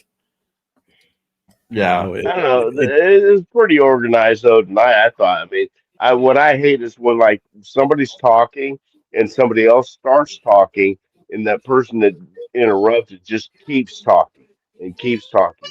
You know, you know. I mean, ask Chris. Chris knows this. I'm the king of interruptions, but at least I'll shut up once I realize, oh shit, I fucked up. You know, but, it's, but you get that kind of stuff, especially with a bunch of amateurs like me. I mean, you guys are content creators. You do this, for a side living, or you do it all the time. You've done it for years. You Well, know. I do it for fun. I do it because I love the Raiders. I love talking about the Raiders, and I tried to give my 2 cents. And I created this platform to be able to do that and talk, and and just kind of keep it real. I guess I don't know. I always try to do that, and that's what I was kind of saying last night. I was like, you know what, and this is kind of going to like Jeff's point that he made the night before. It's just like you're having all these media guys like at these pressers that are not putting out there the tough questions, but guys like us, we have our own platform. We can ask those questions.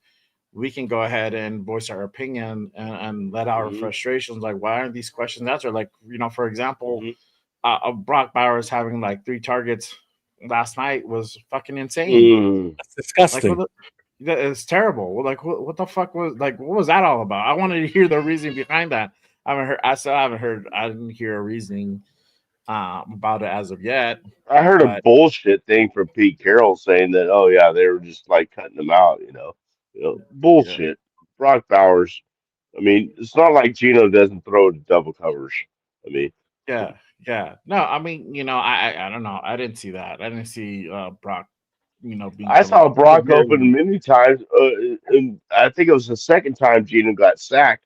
Not only Brock, but Mayer was open coming right across the middle. I mean, and he ends up taking a sack. I mean, it's like, are you? And it was always like third down, like especially a couple times it was third down, and we were in reasonable field goal range, which is hard to say now. But and get taken out of field goal range, and we end up putting the ball. I mean, that happened at least twice, didn't it? Last night. I mean, we were to where normally we would try to kick a field goal, and we ended up putting because of a sack.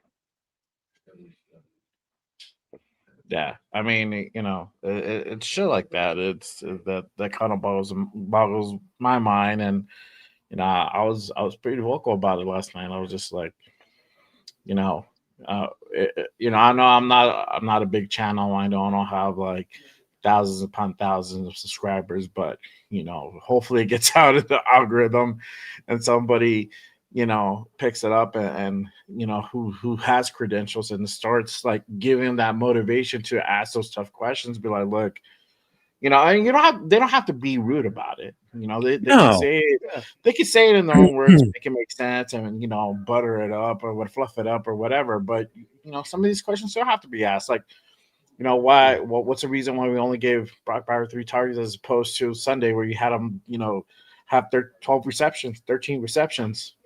That's a big drop off. It's 4 days. Well, yeah, these guys are asking these lame ass softball tossed questions. It's like either softball questions or just stupid ass fucking questions. It's ridiculous. Oh, well, you guys lost last night. How do you feel about that? Really? What the fuck do you think? After Nate and I got off the show, right? We were still in the studio when we were talking, and it just popped up that the Raiders, were coming online on YouTube. So I'm like, oh shit, let's listen to the Pete Carroll press conference. What a fucking waste of time that was. Did you listen to it, Jay? Did you watch it? No, Oh, I should have. saw I it. didn't. saw I it. wait. I purposely wait until they're over and then I go on and I was like, nah, should I listen? Nah, I'm like, what is he gonna say that we haven't heard already? Give him Yeah. oh some my fucking god! It bait. was just I always wait till later to watch the presser, so you don't have to see 30 minutes of the spinning shield. You know? yeah. I was like, But this is yeah, what I a mean, waste of but time. they Nate and ask I were just sitting softball there questions, laughing the whole and I'm time. really starting to think that I mean, especially Hondo Carpenter. I mean, he's like, I don't know. That It's dude is the ultimate ass kisser without being an actual Raider fan. I mean, it's like well, if they do, if is a reporter or maybe you guys know, is a reporter worried that if he goes in there and actually asks a good hardball question, that Mhm. he will not be allowed in there anymore? well, it might Probably. either not be allowed in there anymore, or they may just not point to him to let him ask his question. They'll just shut him out. He can be there. Yeah, He's just going to have to write down or record everything that Pete Carroll says on an answer from another question that this guy will never get to ask. yeah. You can blackball him that way. But Well, it this has is to be where this something is like that because these this fucking is where questions. I was gonna say this is kind of where they all have to kind of start getting in unison and not get punked around by them. Yeah, I mean, it Yeah. could go into like you get your credentials pulled, but I mean, shit. I mean, really, are you I just mean, gonna I mean, get hey, those softball if questions all you're the not time? if you're not hired by the Raiders ain't paying your salary. You should be able to ask whatever you want, whether they want to now answer it correctly or whatever. You should be able to ask that fucking question. No I mean, question. No question should be off the books. No question should be right? outside of the limits. Yeah, Other than obviously getting personal and right, devious and shit right. like that. I get that. Stick it to keep it to the team and the players and what's going on with the team. There's nothing wrong with that. I don't see like why didn't somebody ask him, like, hey, what's going on with Carlson? Why is this happening? Or like Jay said, Yeah, why does it seem like you're getting away from throwing the ball or trying to yeah, even get the ball to Brock Bowers' hands? You overused him the week yeah, before, not really overused him, but you expressed yeah. or how do I You want to say it? utilize him. You give him pretty Yeah, good. you Or it, overutilized him instead of spreading the ball around, and it was successful. We didn't win, but you had yeah. that Well, opportunity to pull a win out of this game. You saw what Brock had for an impact last week, moving our offense down the field, doing what he did. He was out there doing his thing. That should have been a no-brainer going into yeah, this game. yeah. Do the same goddamn thing. Surtain's not playing. You know they're going to be limited to how they can stop him. Why are you not doing that in this game? Why did you go so far away? Not even just veered off a little bit. You went so far away from the game plan that you used last week, and you almost won the game. And you veered away from. You went so far away from it this week, and you were in this game right up to the very end. Also, Yeah. why? It was I got an invisible in the effing second half. question for Pete Carroll. Why do you run a quarterback sneak on 3rd and 2? Yeah, that was bad. That was bad. Are you effing kidding me? Yeah, I got a better one. back there. Why is Gino hobbled so bad? You still put him And it out there still goes. It still goes in the game. Yeah. with JPJ already out of the game, so your offense is already worse than your offensive line's already worse than what it was when the game started. You know he can't scramble because he's limping around, and you let him back there and he's running for his life when he can't. Why are you putting him in that situation? Do you want to get him knocked out of the game for the rest of the season? Why would you not just bench him? You Maybe honestly that's thought that what he he gave us wants. the best Hey, chance you to know what? win? That's a good If that's point. the case, Maybe that's what he wants, and then he can bow out gracefully from his decision of thinking that he's the greatest thing since sliced bread, and put somebody else in. I just don't get why you have a chance to win this. Why are you going to put a guy out there that's damaged goods, can't scramble, can't feel the presence in the pocket to begin with half the time, and now he's out there skipping around like he's doing, hopscotch because he's got one bum leg when you could have just put fucking Pickett back Well, in there. Why the well, fuck Pete not? Carroll's got a history of this. He did to Mad Max, and then they asked why did you not take Mad Max out? What's up, Well, Nate? Max really wanted to go in there. He really wanted to go in. You're the fucking head coach. Okay. Then he did it with uh, Geno Smith.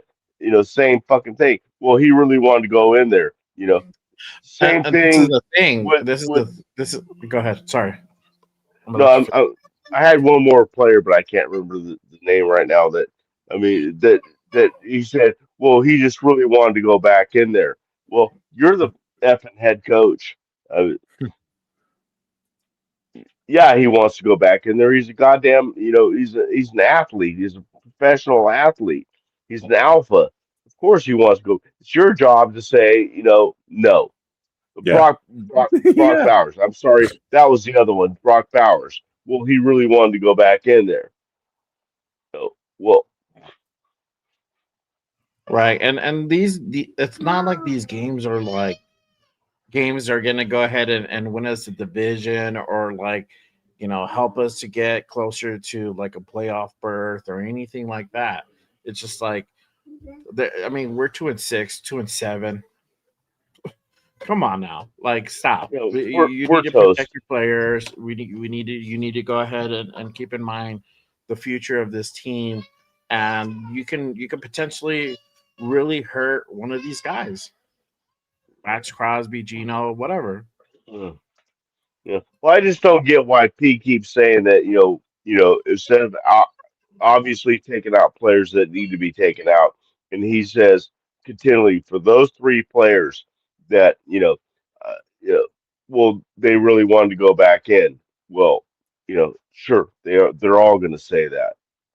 Any guy that's worth his salt is going to say that. But Did you see the you need. Go ahead. I'm sorry.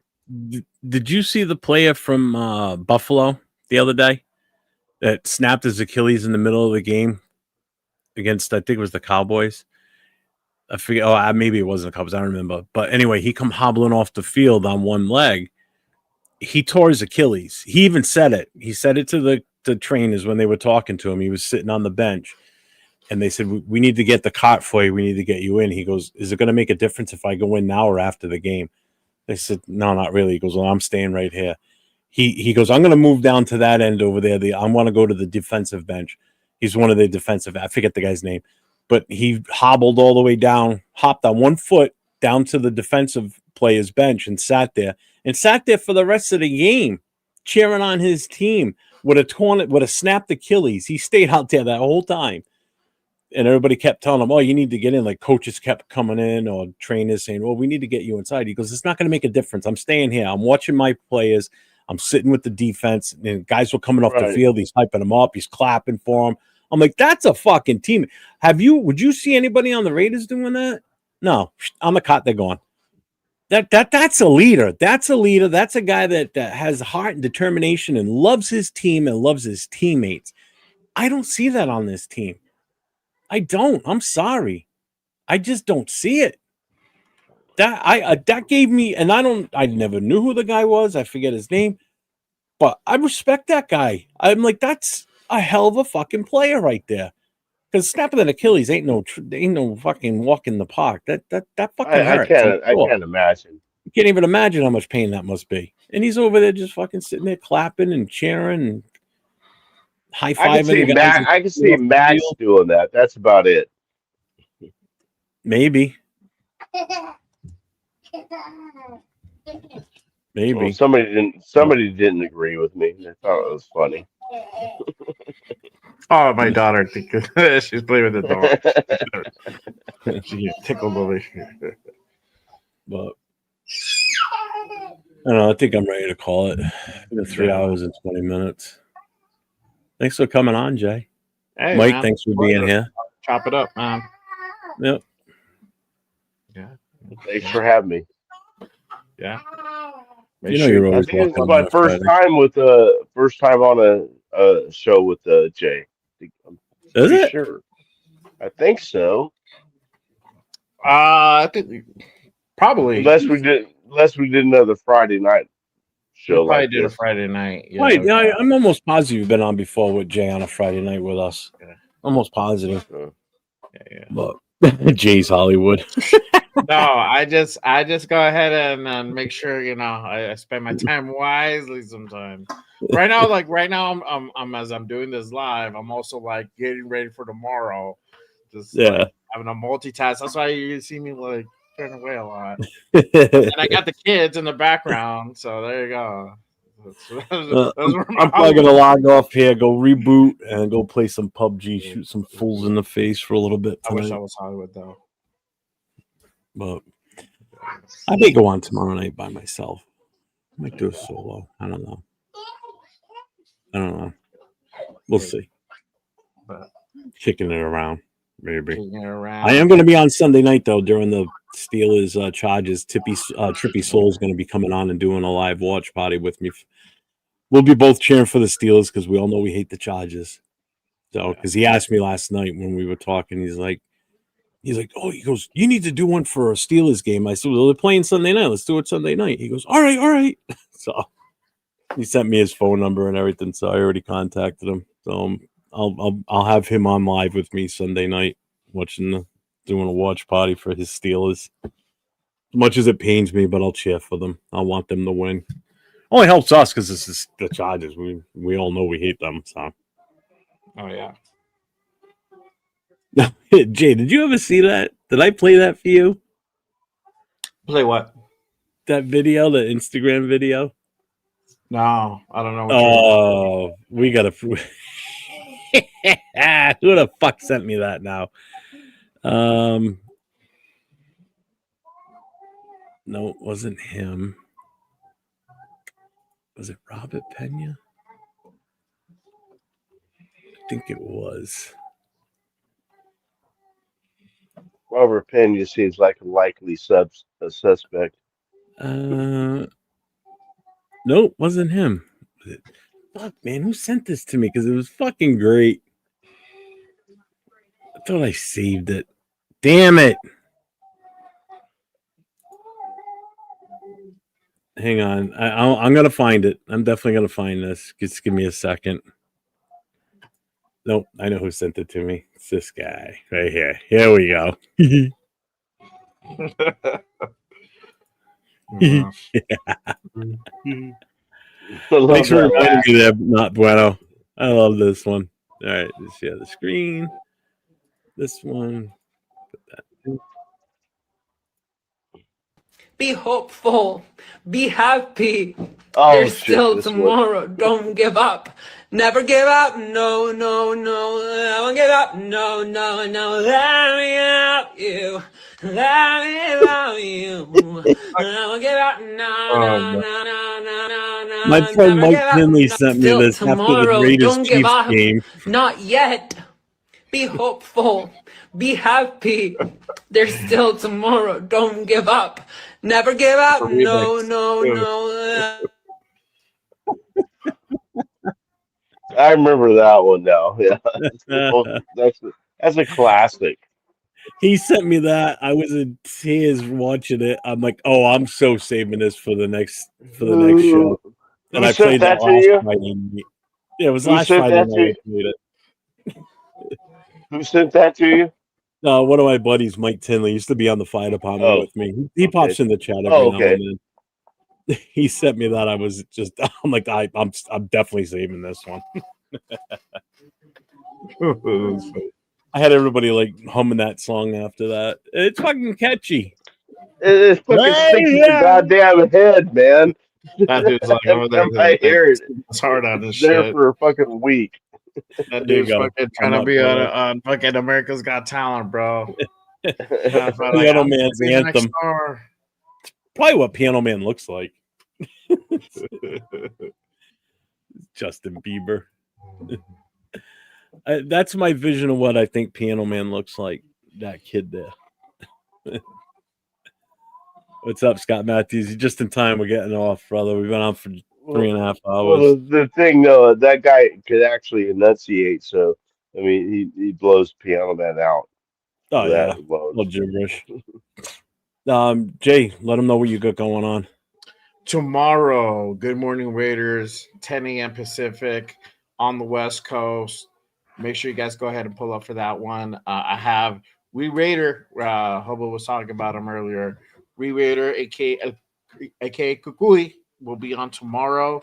We're gonna be chopping it up. Got to hang out with them a little bit on Sunday. That Jaguars game at Masquerade. We'll talk about the game, that game, and then yesterday's game, and kind of how the season looks forward and what to expect and whatnot. So it's going to be a good one. Make sure you guys go ahead and pull up tomorrow, 10 a.m. Pacific. Good morning, Raiders. And then got another special guest lined up for the following Sunday. So I'm sorry, for the following Saturday, excuse me. That's going to be a good one. So got some good shows lined up for the month. Nice. Yeah. And then you can catch Jay and I together along with LV Raider 10 and Leo Cheeto Linus on Wednesday nights on the Raider Connection. So we will be on Wednesday night, 9 o'clock. Normally it's 9 o'clock Eastern, 6 o'clock Pacific. We'll be discussing this wonderful game that we saw yesterday, because it was just the best game all season. And then we'll preview the Cowboys game the following, coming up a week from this Monday. So that should be a good one. And Nate's going to be at that game. Nate will be there on Monday night against the Cowboys. Lucky bastard. So. Oh yeah, he won those tickets. Yeah, you were there. He won them in Bakersfield. Yeah, you both were there. He won everything. Yeah. So he will be at that game. He's been waiting for it all season. So hopefully we get the win on Monday night. Who knows? We'll see. Keep your notifications on, everybody. I may be on tomorrow night, but I will definitely be on Sunday. Might go on during the day, pick another game during the day and do a watch party for it. But I will definitely be on Sunday evening for the Sunday night football game with the Steelers and the Chargers. And I'll have a special guest on with me, Trippy Soul, Mr. Steelers fan himself. And Scott, yes, it does make us depressed also. And it is tough to watch them. So last night's game was a rough one. So keep your heads up. Never give up. No. At this point, I don't even know. But thank everybody for coming on tonight. Mike, Jay, Hobo Raider, Chris, Jason, Neil.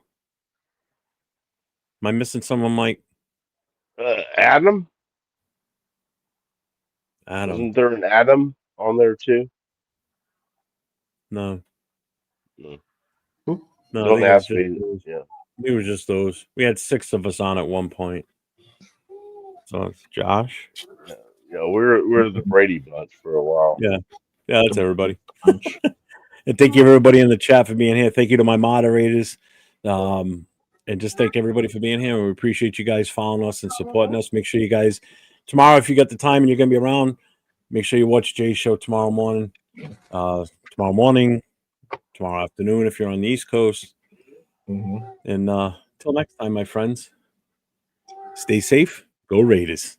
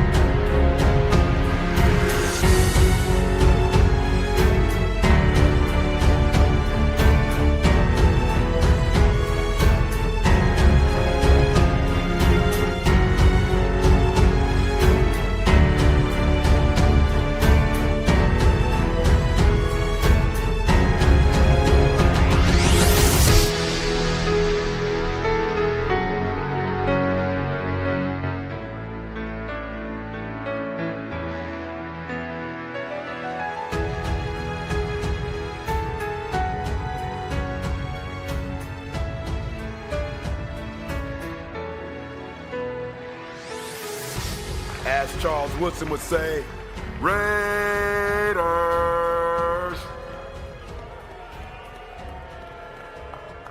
Yeah.